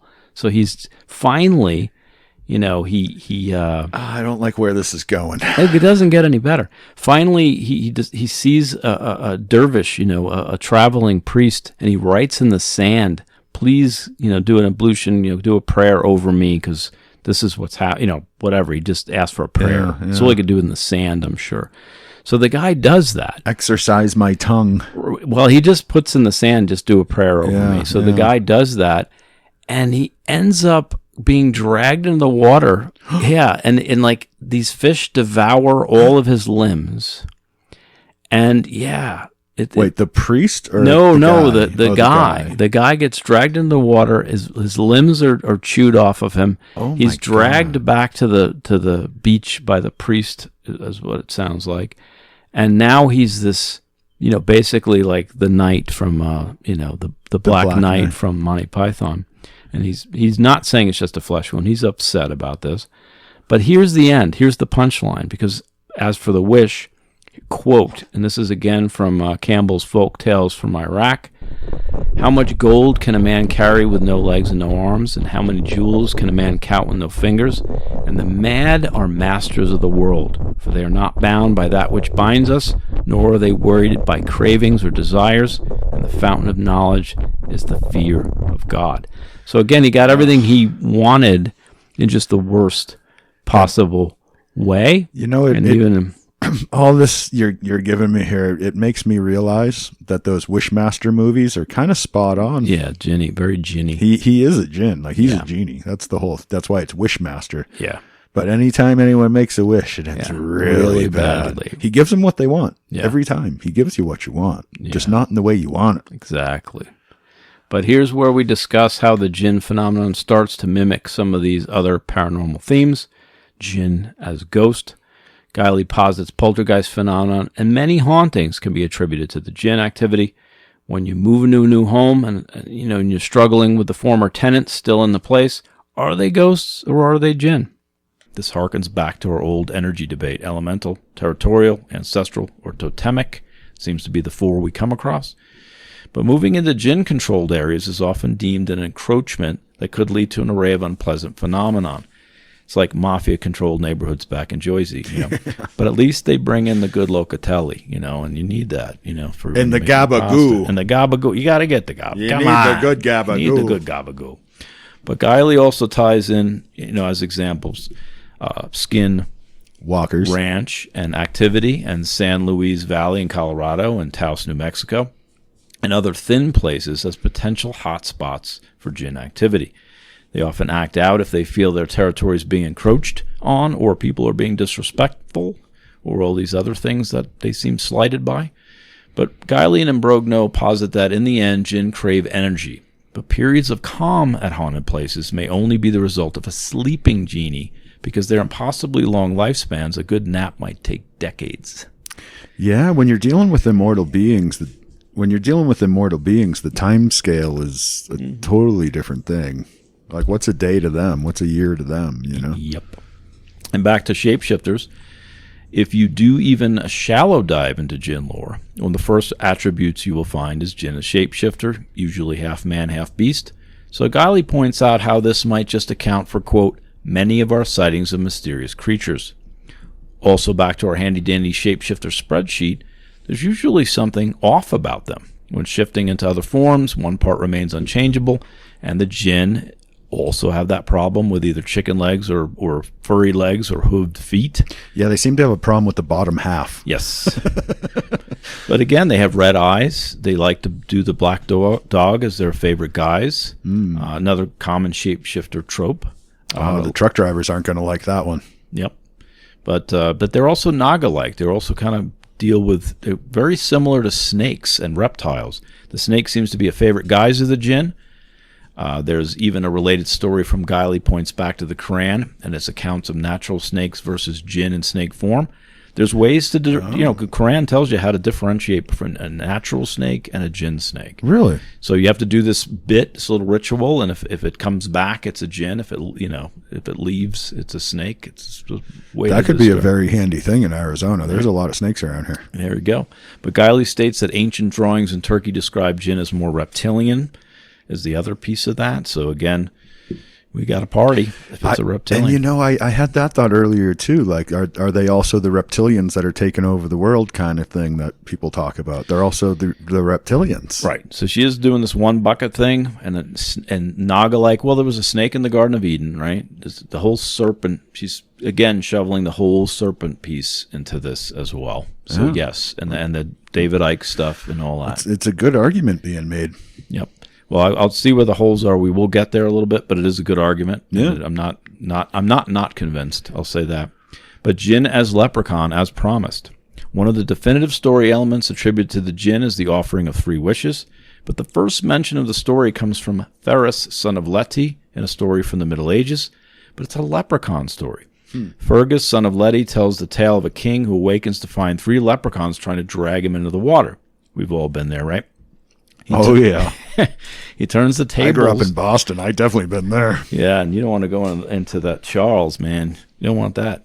But he turns the table. What's that song? You can do it if you have to. Down by the river, down by the banks of the river Charles. So he turns the tables during the fracas, captures them, or one of them, and the leprechaun offers him 3 wishes for his freedom. He wished to never sing again on this podcast for the both of us. That's what the wish was. No. Everybody wishes that, but it keeps happening. Keeps happening. But the 15th century Christianity makes leprechauns darker, turns them into baby-stealing fairies, will leave withered changelings in their place, and that whole fairy-human hybrid program comes into it, per Guiley. But Guiley finds the tale of Patrick O'Donnell, who helps out one of these fellas by dislodging a leprechaun from some black thorns. He then asks to be taken to the treasure. He is, but the treasure's underground, so he marks the spot, because you can't leave the eye of the leprechaun, so he had to keep his eye. He knew enough about the lore to kind of keep his eyes trained on the leprechaun, goes right to the spot where the treasure is, but then he says it's underground, so he marks the spot with a handkerchief, goes back for his shovel. When he comes back, the whole forest is covered with red handkerchiefs. Yeah, that's a good one. That's good. It's not that his is gone. It's that there's just so many of them now. Yep. That's a funny gag. That's a good gag. But Guiley gives other examples from Leprechaun movies, so I'm not sure if she ever found the actual first 3-wish example from Fergus, son of Leti tale. So I added this a little bit to maybe her argument, just a little bit. And I had to add something, because this is one of those rare instances where, like Johnstown, she beat me to the punch. Like, every time I thought of it, I read the next chapter, and it's like, there we go. But she was tough to beat. She was a very wily Guiley during all this. But similarly, Jinn as UFO, there's a lot of encounters overlap, including abductions, similar sounds, half states, lost time. So shapeshifters equal fairies, equal ghosts, equal ETs, equal Jinn. Again, we've been through the whole ET to fairy connection here on MLT. Valley and Hancock, those guys. And Guiley agrees with those similarities, but points to a different cause, the Jinn. Yeah, like whatever you want to call it. This is the root of everything. That's what she's saying. Now, the weirdest part about the leprechaun piece is that I was honed in on it, and I found this little piece about the 3 wishes in the leprechaun, which was not in Guiley's work. I was honed in on leprechauns for whatever reason. Happened to be talking about this episode to our resident INFJ, our walking, ghost tour and monster lore creature. And she says, she describes basically one of her dreams, or many of her dreams, and are leprechaun-like, and she described one of them. Now, she's told me some of this stuff, but she has dreams. I'm not, when I'm writing an episode, I'm not really listening to this or bringing that part of it up. She reminds me, she describes, the Marahag thing always has a small being at the edge of the bed, crawling up and doing the suffocating thing. That's why I'm going to do most of these things during the astral piece of it next season. But it's the same thing. And she said this to me, and it kind of blew my mind. I told her what we were doing, told her about the Jinn episode, and I told her about the connection between leprechauns and Jinn. And she goes, I can put almost every night terror or visit I have into 2 categories, either Jinn or leprechaun. And you're sitting there telling her they're the same thing. Yeah, and she says, I think I can put them into this. Those are the 2 things that I come across the most. It's either Jinn or shadow being like, or leprechaun like. And I'm like, wow. And then she described one of these little, with the pointy hat and with the pointy ears and with the pointy facial hair of this little leprechaun-y being, which I think she told me this story long ago of one of these encounters she had. It almost sounds like gnomes. Yes, also, very also. Yeah, it's all, again, look. Yeah, all elemental, all variations of a theme. Yeah. And I want to reiterate, we talked about the shadow people one. Her scenario is almost identical to one in Rosemary on Guiley's. Again, we'll get the people on. Hopefully, we'll discuss this with them. But it's almost identical to what she describes as the bending and the weird and the face coming in front of you, and it's like the weird angles, the face in the mirror kind of thing. And no, sleeping and strange angle bends and the faces in front of you. It's almost identical to the one we read for the shadow people, the night scenario. Stuff. I gotcha. And it's the same tropes are in that. The same tropes are in. So that's what Guiley felt like. She kept getting these letters that fell into these categories, and then we have family members and folks we know that have other scenarios that fall directly into these camps. Take it for what it's worth. Wow. Yep. Then there's a Jinn vampire connection. There's clearly some overlap with Jinn and common vampire tropes. Even that foot licker desanguinating its victims, but it also gets murky whether blood or psychic energy, whether this is Laszlo and Nandor, whether it's just Colin Robinson, I can't be afraid of anything called a foot licker. No, I wouldn't mess with him. I don't want it sucking on my heel. We honor the foot licker. Like, come on, dude. This is Jinn. Just be careful. Okay, be careful. Sorry. I haven't told you about my dream yet. I'm going to go whistle in the dark in the woods tonight. Jinn can also create and travel in powerful whirlwinds, much like Dracul. They are known to go for either actual blood, more ghoul-like, or flesh. But most common descriptions seem to be more the psychic vampire. They will drain you.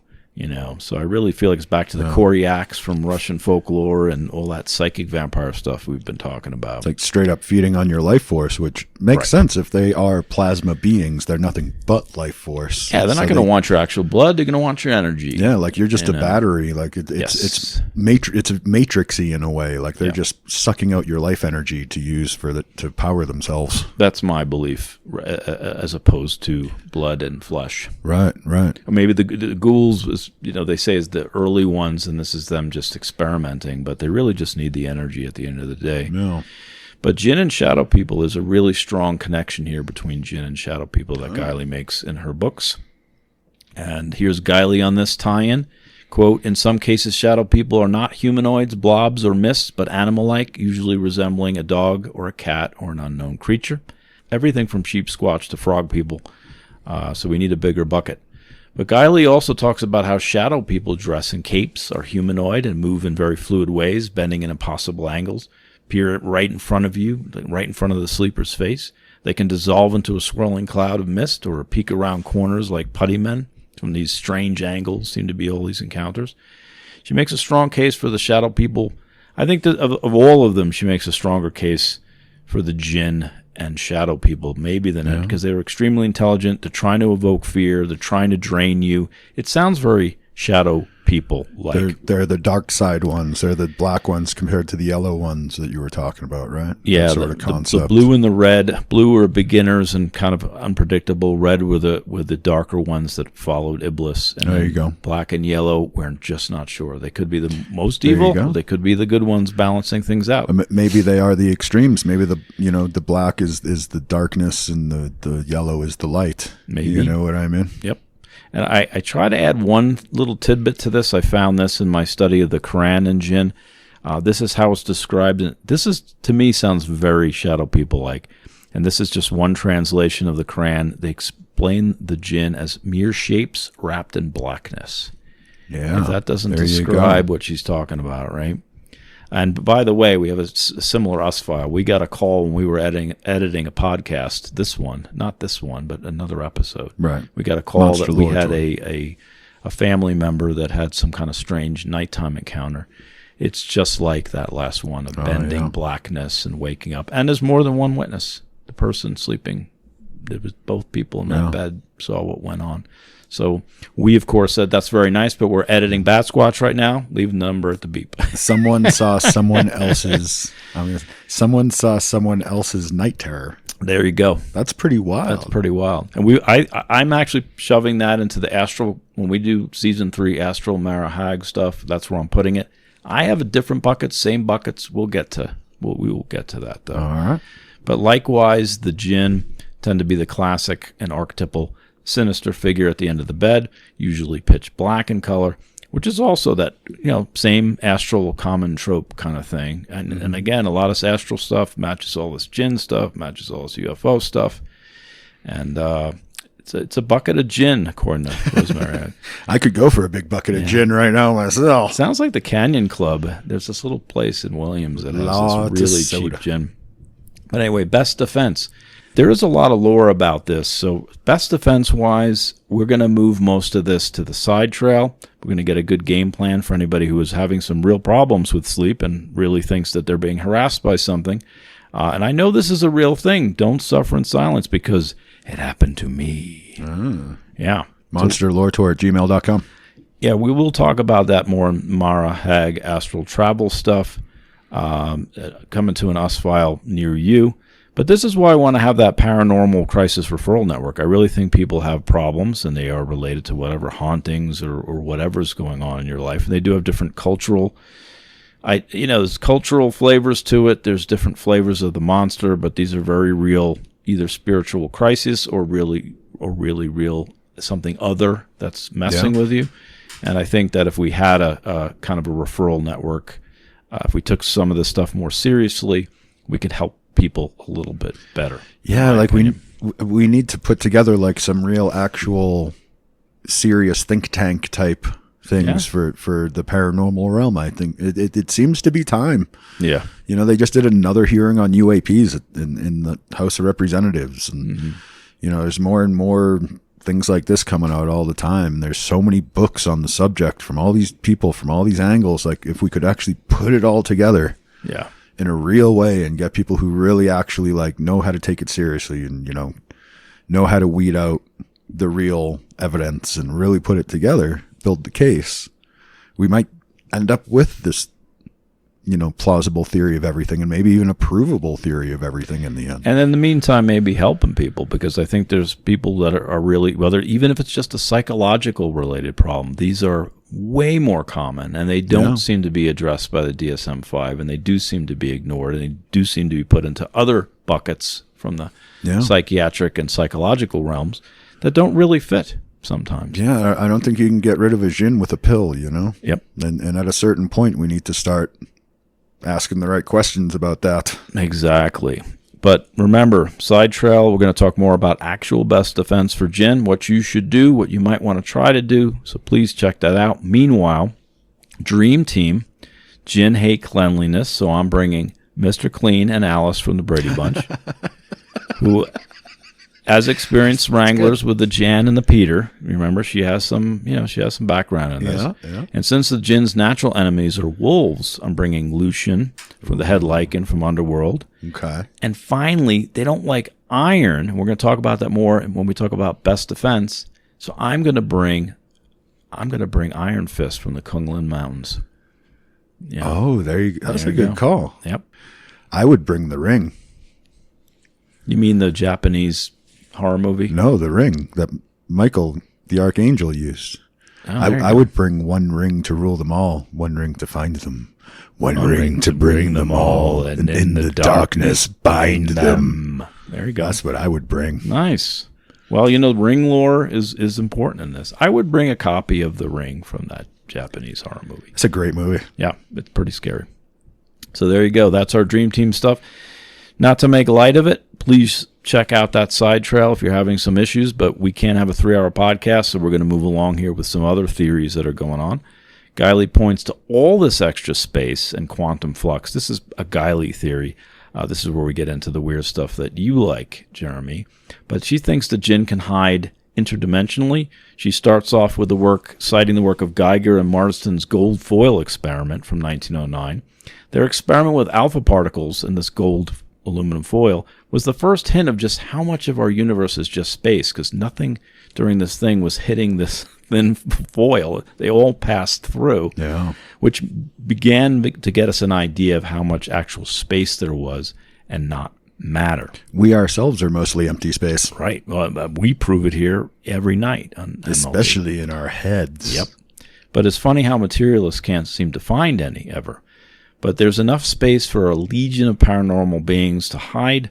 Also, again, she ties the Jinn homeworld with M theory, that other dimensions are pancaked all around us. There's 11. It's like string theory. There's 11 pancaked around us, which connects to the Tao as 11 as the cap for the 10 as a decade unit, or spinal tap again. So we may learn from particle physics once and for all.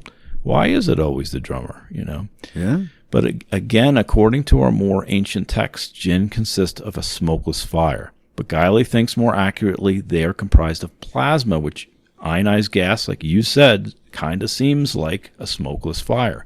Yeah. And she says, quote, "This strange fourth state of matter is actually the most common in the universe. Our sun is made of plasma, as is lightning." And the 4 becomes the 1. Yeah. Oh, It's back to that, and too. It's back to that too. Yep. Because it's the 4th state of matter, Which comes back to... which creates all the other ones, which means it comes back to the 1 and creates the first 3 again, becomes the 4, and comes back Yeah. around to be the 1. Exactly. Oh my goodness. It all comes back. But she believes a plasma being could fit nicely into this membrane-layered universe, M-theory style, and she believes, quote, "The gravitational force's weakness actually supports the theory that these extra dimensions comprise a considerable amount of physical space." It's very Tesseractian again. Yeah, because think of if each one of these dimensions had its own molecular structure where they could overlay each other, and all that what we see as empty space is actually filled with these other dimensions. Like, how many people could we be at once? Right. Like, how much, what percentage of us is empty space that we could put that many more things in the same space? Or a variation, a doppelganger of us. But it's in that next dimension, so it's like the molecules spin different, so we don't even notice they're there. Like, we don't experience their presence or their gravity or anything like that. She explains this. She says... She explains this? Well, she says it's related. But back to brain as in membrane. She says this layer moves when we do. So we're encased within this film, which we believe is one reality because we turn and, it all moves with us. It's this fluid little thin layer. I never heard it quite described that way. But Jinn potentially operate between these layers kind of trumping our three-dimensional limitations.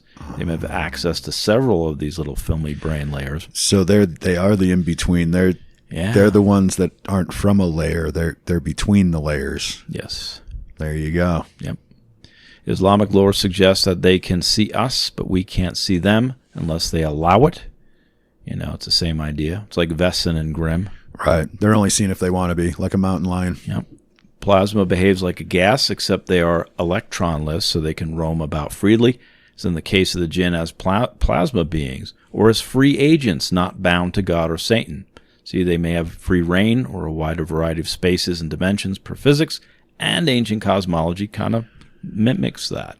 And if they're made of light, they may not even experience time. And that would explain the immortality side of it, because they're outside of time. Right. And Solomon was taught about stars and time and all that piece of it, and the Jinn seem to have some of those same skills.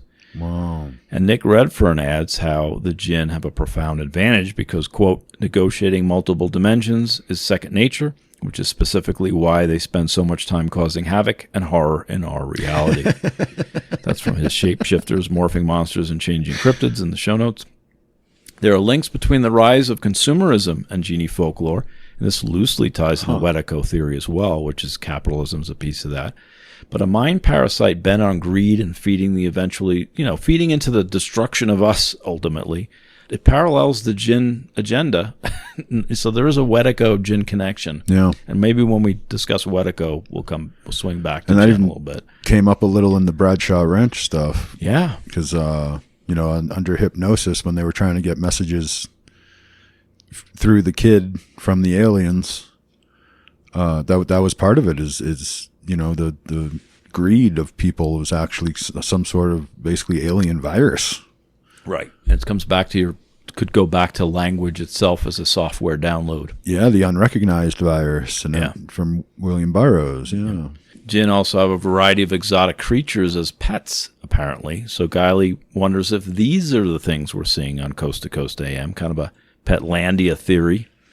What kind of, like alligators and stuff? They have exotic might be more chimeric, and maybe the chimericness piece is these alien creatures. It's an odd thing to say, because is it the pet or is it the Jinn? I mean, it's almost, it's just one theory that it's the pets we're seeing.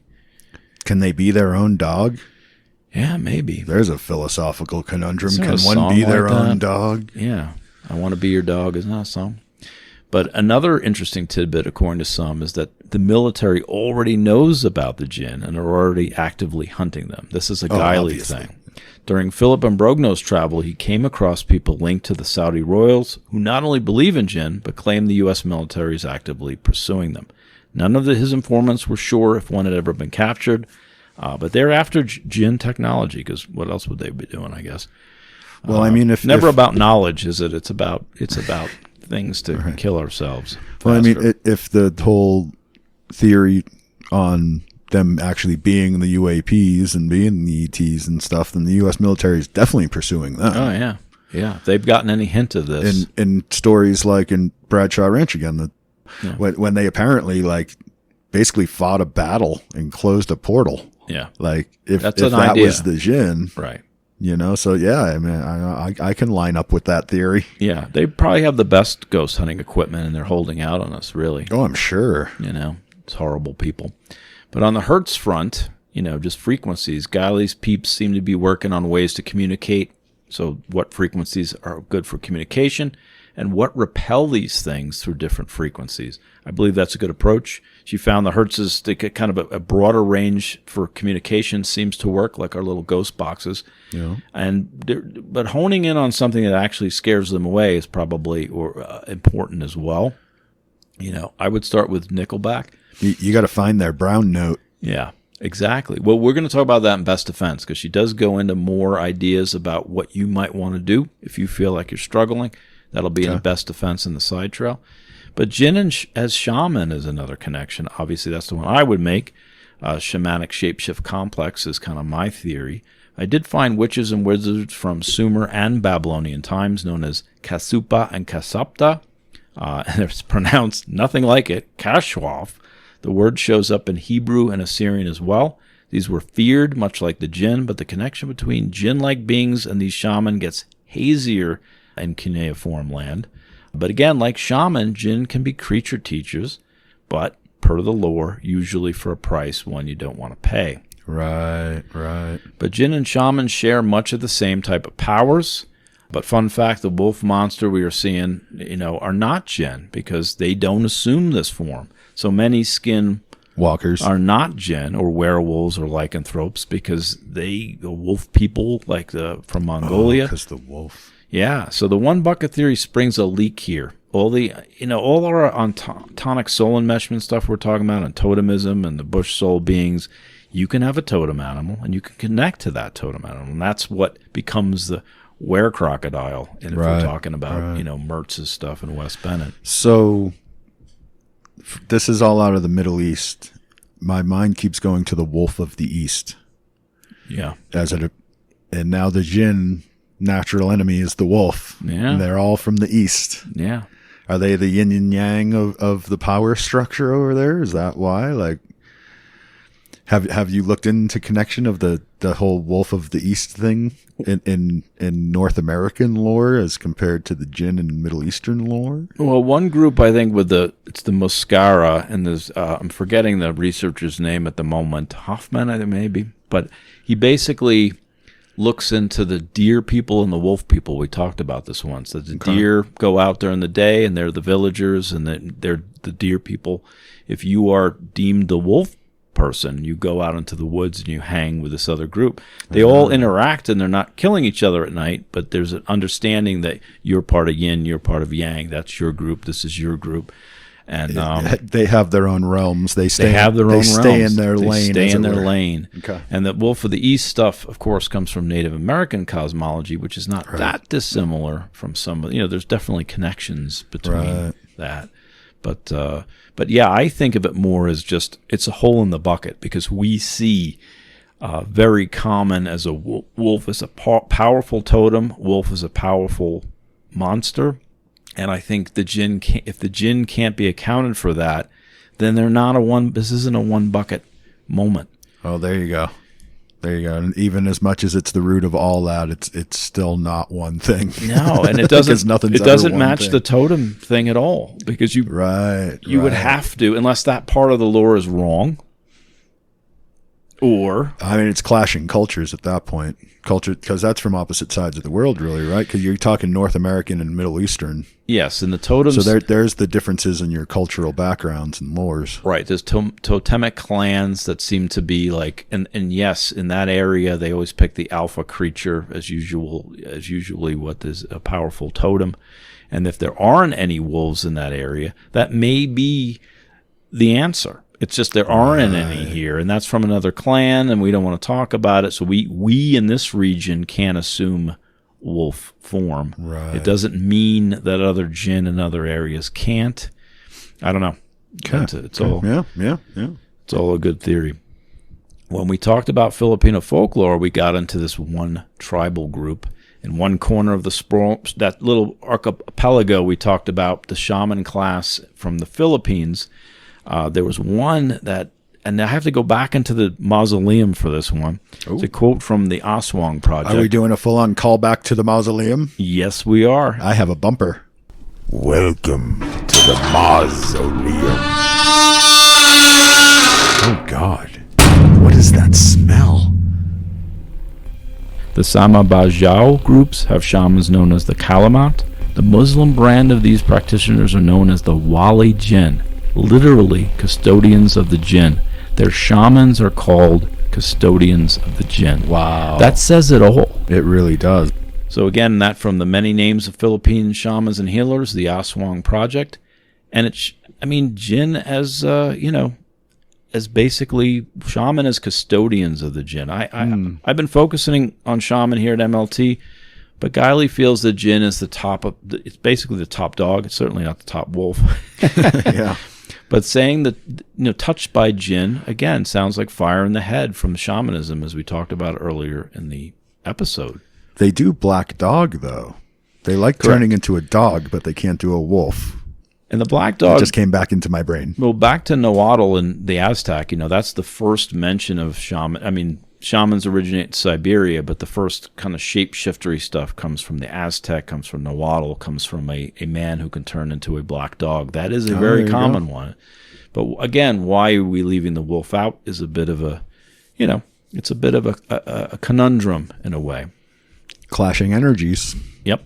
But there's always been that background theme that no matter how powerful the shaman, he or she is literally powerless without that totem or ancestral energy. But I like the takes two to tango approach. I think it's more complementary at the end of the day. Sure. And I may be wrong on this one. But here's Guiley's take, and it's Jeremy's next reading.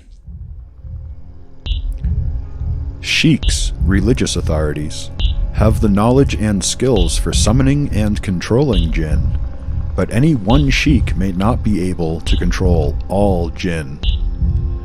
Some learn their skills in a shamanic fashion, through healing themselves in an initiatory illness, in which they identify the genie responsible and expel it from their bodies. Islamic sorcerers, male and female, are said to traffic with evil Jinn, the children of Iblis. They use red magic to summon them for such tasks as fortune-telling and procuring love and money, and they use black magic to summon them for evil purposes, such as harming people through the evil eye, illness, misfortune, and even murder. Witches use Jinn to tie spells, and also consult Jinn for untying spells cast by other witches. So you just mentioned the Wolf of the East, and now this sounds more like the Lakota Red Road and Black Road from Black Elk Speak. So we do have this. It does trigger some of these little things that sound like other things for sure. Yeah, still overlapping. But Middle Eastern sorcerers, or Jinn wranglers as I prefer, work to bind weaker Jinn in a progression toward ever-increasing mastery and power. Back to the video game, beating each big boss at the end of each level. There you go. But when they fail to bind their quarry, they retreat to some lower-level entity, like after a power nap. It sounds like when we talked about Knud Rasmussen's anthropological work at, like 100 years ago with Inuit shaman, when we discovered Arctic shapeshifters, it sounds a lot like that. Remember that one where the shaman's collecting ever more powerful totems till one, he drops his fishing pole and on the spot and flees, and that becomes the hunter of shamans and the eater of shamans. Down. Yeah. But basically, Arctic Shapeshifters is episode 16, 17. Yeah, and basically that's what's happening is you're finding ever-increasing energies that you're able to incorporate. And that's what shamans are doing. They're finding these totems, and when they find something they're not ready for, it's just as frightening an experience maybe perhaps for anyone else. Yeah. And Marina Warner's book, Stranger Magic, again, in the show notes, she talks shaman and Jinn connection as well. Quote, overlapping geography must account in part for some of the convergence, for the circumpolar regions where shamanism was first practiced border on and even coincide with the Muslim Khanates of Central Asia. But even more crucially, in relation to the Arabian Nights, shamanism presupposes that dreams can be dreamed on behalf of someone else, that they can take place in common and communicate information of value to other people besides the dreamer for the larger good. So Dream a little dream for me. But it's back to that circumpolar stuff we were talking about back in the day. It's back to those diffusion theories that we were talking about back in the day. I don't think that's the whole thing, but she's saying these areas border on those areas, and this stuff has diffused down, and that's why we come across some of the same themes again. Right. But dreams, information from dreams being important also is Jungian. It's also some of these other folks who are, coming back. Back to my shift work, shamans complete that evil deed. They turn to sorcery via some heinous act. They themselves shift from fourth shift, able to just transform into animals, into night shift, fully ethereal cryptoid class. It's also said to happen after the fourth cycle. As a shaman, they get to choose what they become. Do they become the Jinn? Does a shaman become a Jinn after its fourth cycle? Maybe as a total cryptoid. Maybe the fourth time through the cycle on the fourth cycle. Yep. Yeah, I think there's maybe something to that. Yeah.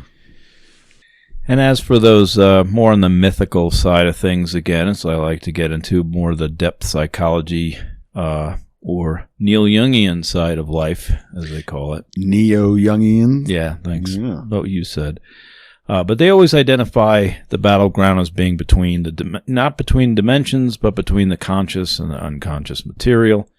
And other monsters seem to fit more easily, or at least potentially more easily, into that, that inner process we talk about with depth psychology. But the Jinn are truly this first entity trying to break out of the box, beyond archetypes, beyond shamans and their beastie totems. The Jinn present as wholly other, as separate autonomous forces. No human necessary. Again, night shift, as I call it. Completely unknown energies, wholly alien. And are they outside? And this almost gave us a term for that classification of plasma creature. They're the fourth state of matter kind of thing. Yeah. And it is an odd. It's scarier. It's like a new classification we can use. We were just beginning to understand this stuff. Well, it actually plays a lot. It is kind of the tie together because it plays so much into the E.T., UAP, UFO type stuff, but it's coming from the roots of the cryptid and the cryptoid and, all those other things. So it almost is kind of like almost a missing link in the theory, the paranormal theory of everything that we're looking for, Yeah. Yeah, in its way, but if the human has no part of it, I like that complementary shaman totem piece of it. Right.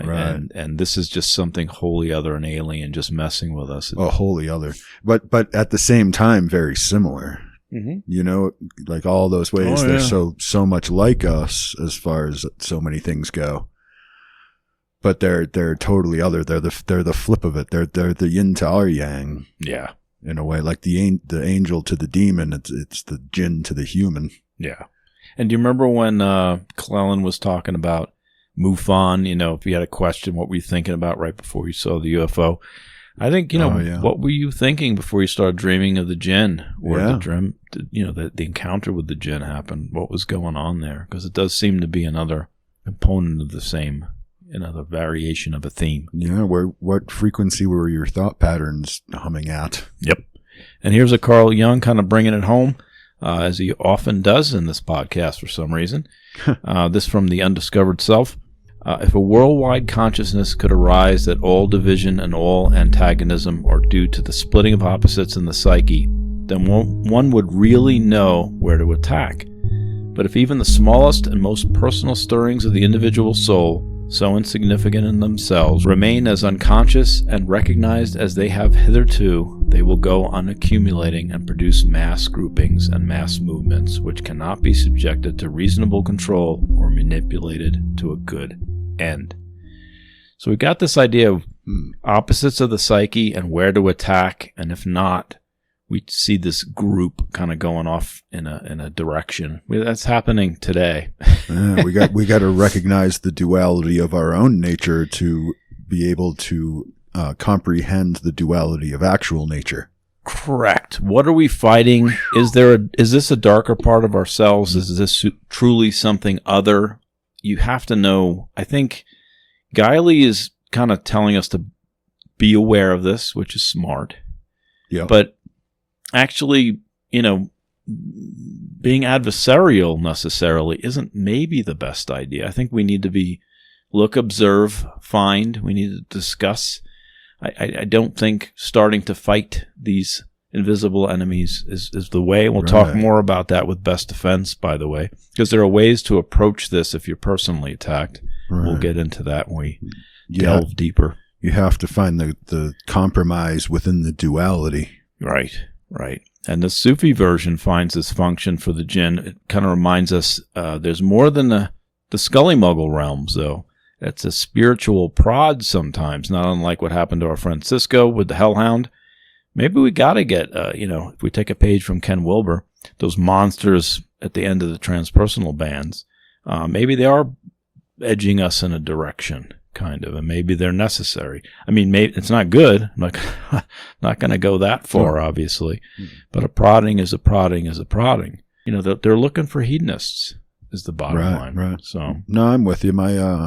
my heavy psychedelic days back in my 20s. Yeah, I definitely. Yeah, we're opening up some doors. I definitely talked to some of these guys a couple times. Yeah, you definitely do when you go into all that stuff. But I think we need to figure out what we're attacking before we attack. And I think that's what, I think lay down your sword a little bit and let's observe. If we're going to attack some unseen force with greater capabilities, doesn't seem like a great outcome to begin with anyway. Yeah. Got to think of that way. But she does point to an uptick in Jinn activity in the last 40 years. So theory does go that the Jinn are more interested in our behavior and ratcheting up their own activity for whatever reason. She points to a possible cyclical trend, too, with Jinn activity and solar flares, basically. Here's Guiley, quote, "We do not have to actively seek out the Jinn to have run-ins with them. However, we encounter them when we move into their territory without knowing it. We encounter them when we somehow cross their radar of interest. They decide we can be useful to them. And so they visit us, watch us, vampire us, and abduct us." And that's from the Jinn Connection. Guiley thinks the Jinn falls across, quote, "the entire spectrum of paranormal phenomenon," end quote. There's only one fit, the Jinn. I may shift teams here. She does have me convinced to some degree. But as stated, Guiley links the Jinn to shadow people, E.T.s, Men in Black, Archons, the Watchers, the Sons of God, the Nephilim, the Anunnaki, fairy folk, demons, succubi, incubi, ghosts, poltergeists, reptilians, bandits, vipers, snipers, conmen. So it comes out in Magas, buggers. Point being, once you look at this through the lens of the Jinn, it's like when you have a hammer, everything starts to look like a nail. She does make a compelling case. Yeah. You go get hammered. The only tool you have is a Jinn. Yeah. But and really it's taken as an actual paranormal entity or event or whatever, or even just as folklore. It's all a matter. I mean, it's all roots back to that. If that's the earliest recorded lore of things like this that we can find, and it does in the original lore reflect all these characteristics of all these other things that lore since then has come up with. Like, regardless of how you're looking at it, it really is kind of the root of everything. But right? So is when we look back for owls, we went to Lilith, we went back. Every time we look back at any of these phenomenon. But this predates that. No. No? We're all coming back to Sumer. We're all coming back. Well, the oldest one we came across, 40,000-year-old cave paintings of these same shape-shifting creatures. Right. And then whether that's a shaman, and it had a little owl face, or whether it's Lilith. When we look back in owls, we went back into time. When we look back at any of these monstrous things, we go back to prehistory. Right. And I don't know why these themes are permanently embedded. That's why the Dawkins of the world trying to chase them out makes no sense to me, because it's not going to happen. Yeah, okay. I guess that makes sense, as they all go so far back, we don't know which one actually came first. Or how to interpret the same themes, right, because they are the same themes. Which came first, the owl or the Jinn? Yeah. What is it at the end of the day? Right. But here's Guiley bringing it on home, as they say. Quote, "There are few, if any, black and white boundaries in the paranormal. No neat little pie charts denoting where one type of being starts and ends and another begins. Our perception of otherworldly environments and beings are shape-shifting in and out of themselves. Blurry boundaries where things slide and bleed into each other. In addition to the links between fairies and Jinn and E.T.s and fairies, these are traits shared strongly by all three. While it may not be possible to state that all E.T.s, fairies, and Jinn are one and the same type of being, the overlaps are evidence of one being the other. Perhaps the beings themselves have not changed over time, only our perception and definitions of them have changed." Just what we said, the perceptions of the same phenomenon. What do we call it? What are we looking at? We seem to have the same things, whistling, whirlwinds, red eyes, all these things bubble up. What are they? Right. Is another. They've topic. Always been there. They've always been the same. Our cultural definitions of them change. Right. Is really what we're looking at. In a lot of ways. But we also haven't gotten down to what energies are really behind them, or what it really means. The whole plasma being thing is a really interesting thing. That's an enticing hypothesis to deep dive on. Yeah. But she's pointing to a problem many deep divers struggle with, all the paranormal themes and sameness. You may have sent some Graham Hancock in there as well, and this is him from Supernatural. Implausible, mind-boggling, universal experiences of the kind described in this book do not often attract serious academic attention. Those few scientists who have studied them in depth, however, have concluded that there is something deeply mysterious about the universality, and that in fact raised profound questions about what is real and what is not. Graham Hancock, Supernatural. These were the things... And that ties into the whole Sitchin thing, too. They're both going back to, like, civilizations kind of concepts, you know? Yeah, pre. We keep going back in time. I think we talked about it, creating a crypto Venn diagram. I think it was your idea. A 4-dimensional Venn diagram, yes. There you go. I think is what it would take to actually put all this together. But I came up with a name for it. What's that? A Venn Helsing. Ooh. Yeah. Well, best defense. You have your Venn diagram. You grab your EVP recorder, your silver bullets, your crucifix, and your Van Helsing. So. Yeah. That makes sense to me. Well, I don't know why it would. But finally, Guiley makes the Djinn as the culprit of this Mr. Jenkins Perkins little caper today. And that is the mostly Guiley's theory. I only had very little taste to this one. Usually I try to, bring a lot more to the subject matter. But she was the speculation queen here, which ties into my Ahu Guano, which is what we're shifting to. Oh no, here it comes! Quick, to the batshit signal. And since she was such a wily Guiley, I wondered, was she actually a Djinn? I mean, Mumad had the wrong expression, and he said them instead of us. Right. Is this part of her evil plot as a diversion? And I do sometimes wonder if you can be these things without even knowing it. Yeah. You know? And like some people who end up in the realm of the weird, maybe they have some of this in them that and they don't even know about the fact that they're half Djinn. Yeah. You know what I mean? Do you want to hear my evidence for this little Ahu Guano? Sure. Etymologically, guiley. The word guile means with treacherous cunning is embedded within her name. Guiley. Guiley, yeah. Wily Guiley. Exactly. And she kind of looks like Barbara Eden, the actress from I Dream of Jeannie. Coincidence? Wow. By the way, the plot of the TV land show parallels an old Arabic folklore theme of the Jinnah bride, the genie bride. Right. And Barbara Eden plays a genie, the same group hurled out of Eden by God himself. She's named after the place her people were thrown out of. That's like if I was called Maloney's. Barbara Do you remember that Eden. night? Do you remember that night? Yeah. So anyway, but fine. I know I'm going a little off the rails here. I am a huge Guiley fan. She's actually the closest kindred spirit I found within these inquiries, so that was a joke. I'm very happy to read her stuff. And when I found her on a Coast to Coast AM, I knew there was more to explore here, and reading some of her books now on this matter. And there's more to do on Angels and Demons with her that I need to read when we get to Angels and Demons. There you go. But moving forward, I think a lot of the speculativeness on the paranormal will be a footnote to Guiley, like on a higher note.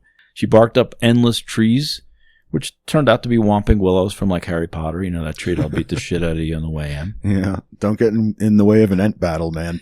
Now, to switch gears, our little Scully Muggle section. The Sir Richard Scully Muggle Skeptics Review.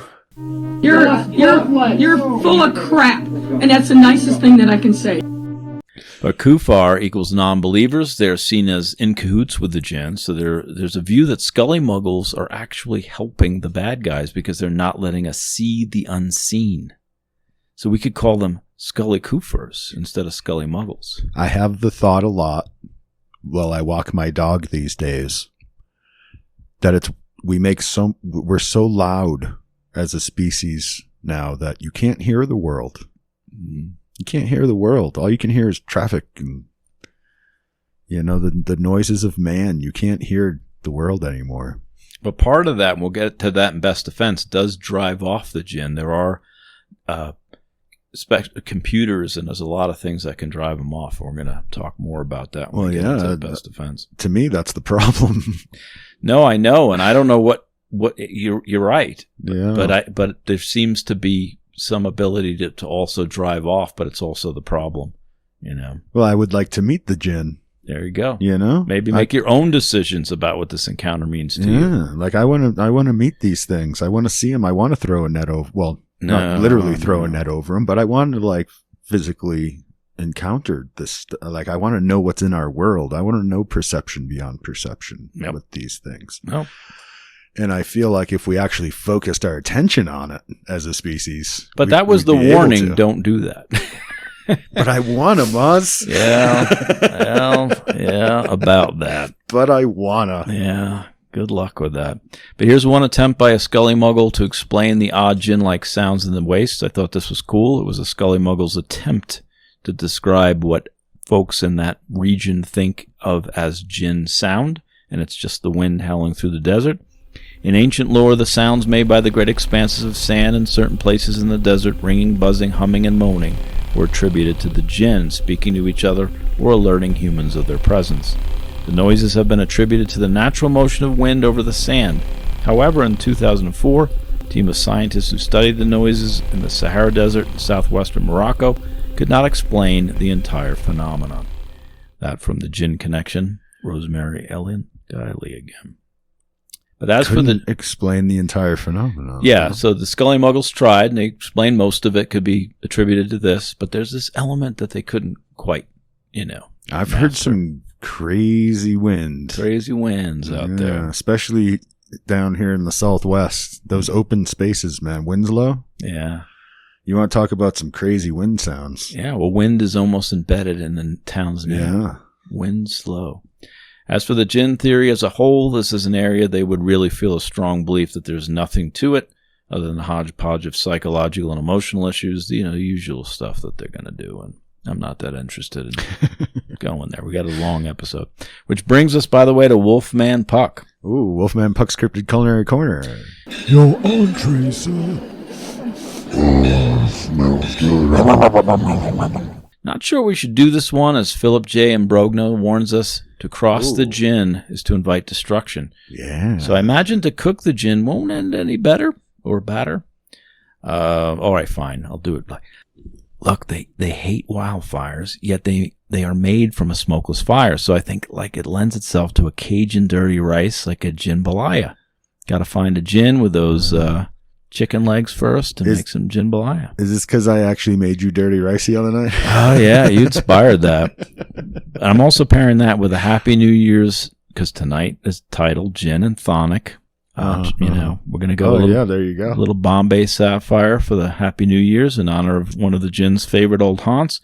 And the Cthonic will be made from water shipped from a bubbling spring in unknown Kadath. Ooh. Probably garnish that with an eyeball in lieu of an olive. A little back to Halloween. But remember, you don't need a toothpick if the eye stalk is long enough to just drape over the edge of the glass. Nice. Yeah, there you go. I'll be toasting the Jinn, though, because this is kind of like an olive branch. Not saying we don't study those guys. I'm just not ready to war with them at this time. All right. So, I've also been warned. You know what I'm going to do? I'm going to make dessert for yours. We're going to work together on this one. Mm-hmm. I'm going to send the Jinn down to the lowest circle of hell, which according to Dante is where everything freezes. Nice. I'm going to make plasma pops. Wow. And we can actually have the Jinn for dessert. Wow. That's awesome. I found a way, Moz. You found a way. Yeah, that would work with plasma, theoretically. I'm going to freeze them on sticks in the lowest levels of hell. Nice. Yet you and Dante and me, we all combined efforts. Yeah. I'll give you that one. Well, no, we work together. All right. We both win. See, the complementary, not the totally other. When we work together, we all win. Exactly. Except when it's with the Jinn, because they're going to find a way to screw you in the end, because that's what they do, right? Yes. And if you want to learn more about Best Defense and what to do about some of these issues, we're going to discuss that on the side trail. If you're a member in the Patreon at patreon.com/monsterloretour for just $1 a month, you'll be able to listen to that side trail right away when this episode gets posted, which will be ahead of the public release. And if you're not a member of the Patreon, you will be able to hear that side trail in whatever the next side trail compilation episode is. So either way, you get to hear it. But, give us $1. You can listen to it sooner. And That's right now after you listen to the episode. And we can send you stuff eventually. Eventually. So, yeah. If we ever figure out stuff. Yeah, we'll get there. And again, before you go, if you could just take a second to hit those happy fun buttons on whatever platform you're on. The likes and subscribes, maybe share it with a friend. If you have a minute, give us a rating and review. We'd like to hear how we're doing. In the meantime, we will see you next week with whatever it is we're doing then. Anything to add or subvert before I close it out here, Moz? Nope. All right, to all our fellow paranerdalists out there, till the next one, have a good one.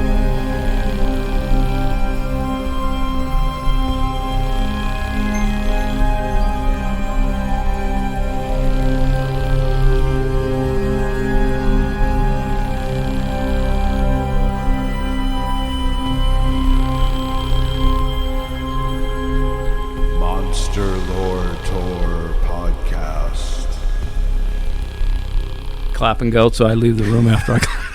You stay here. Make sure he doesn't leave the room. So if I leave the room, he leaves the room. No.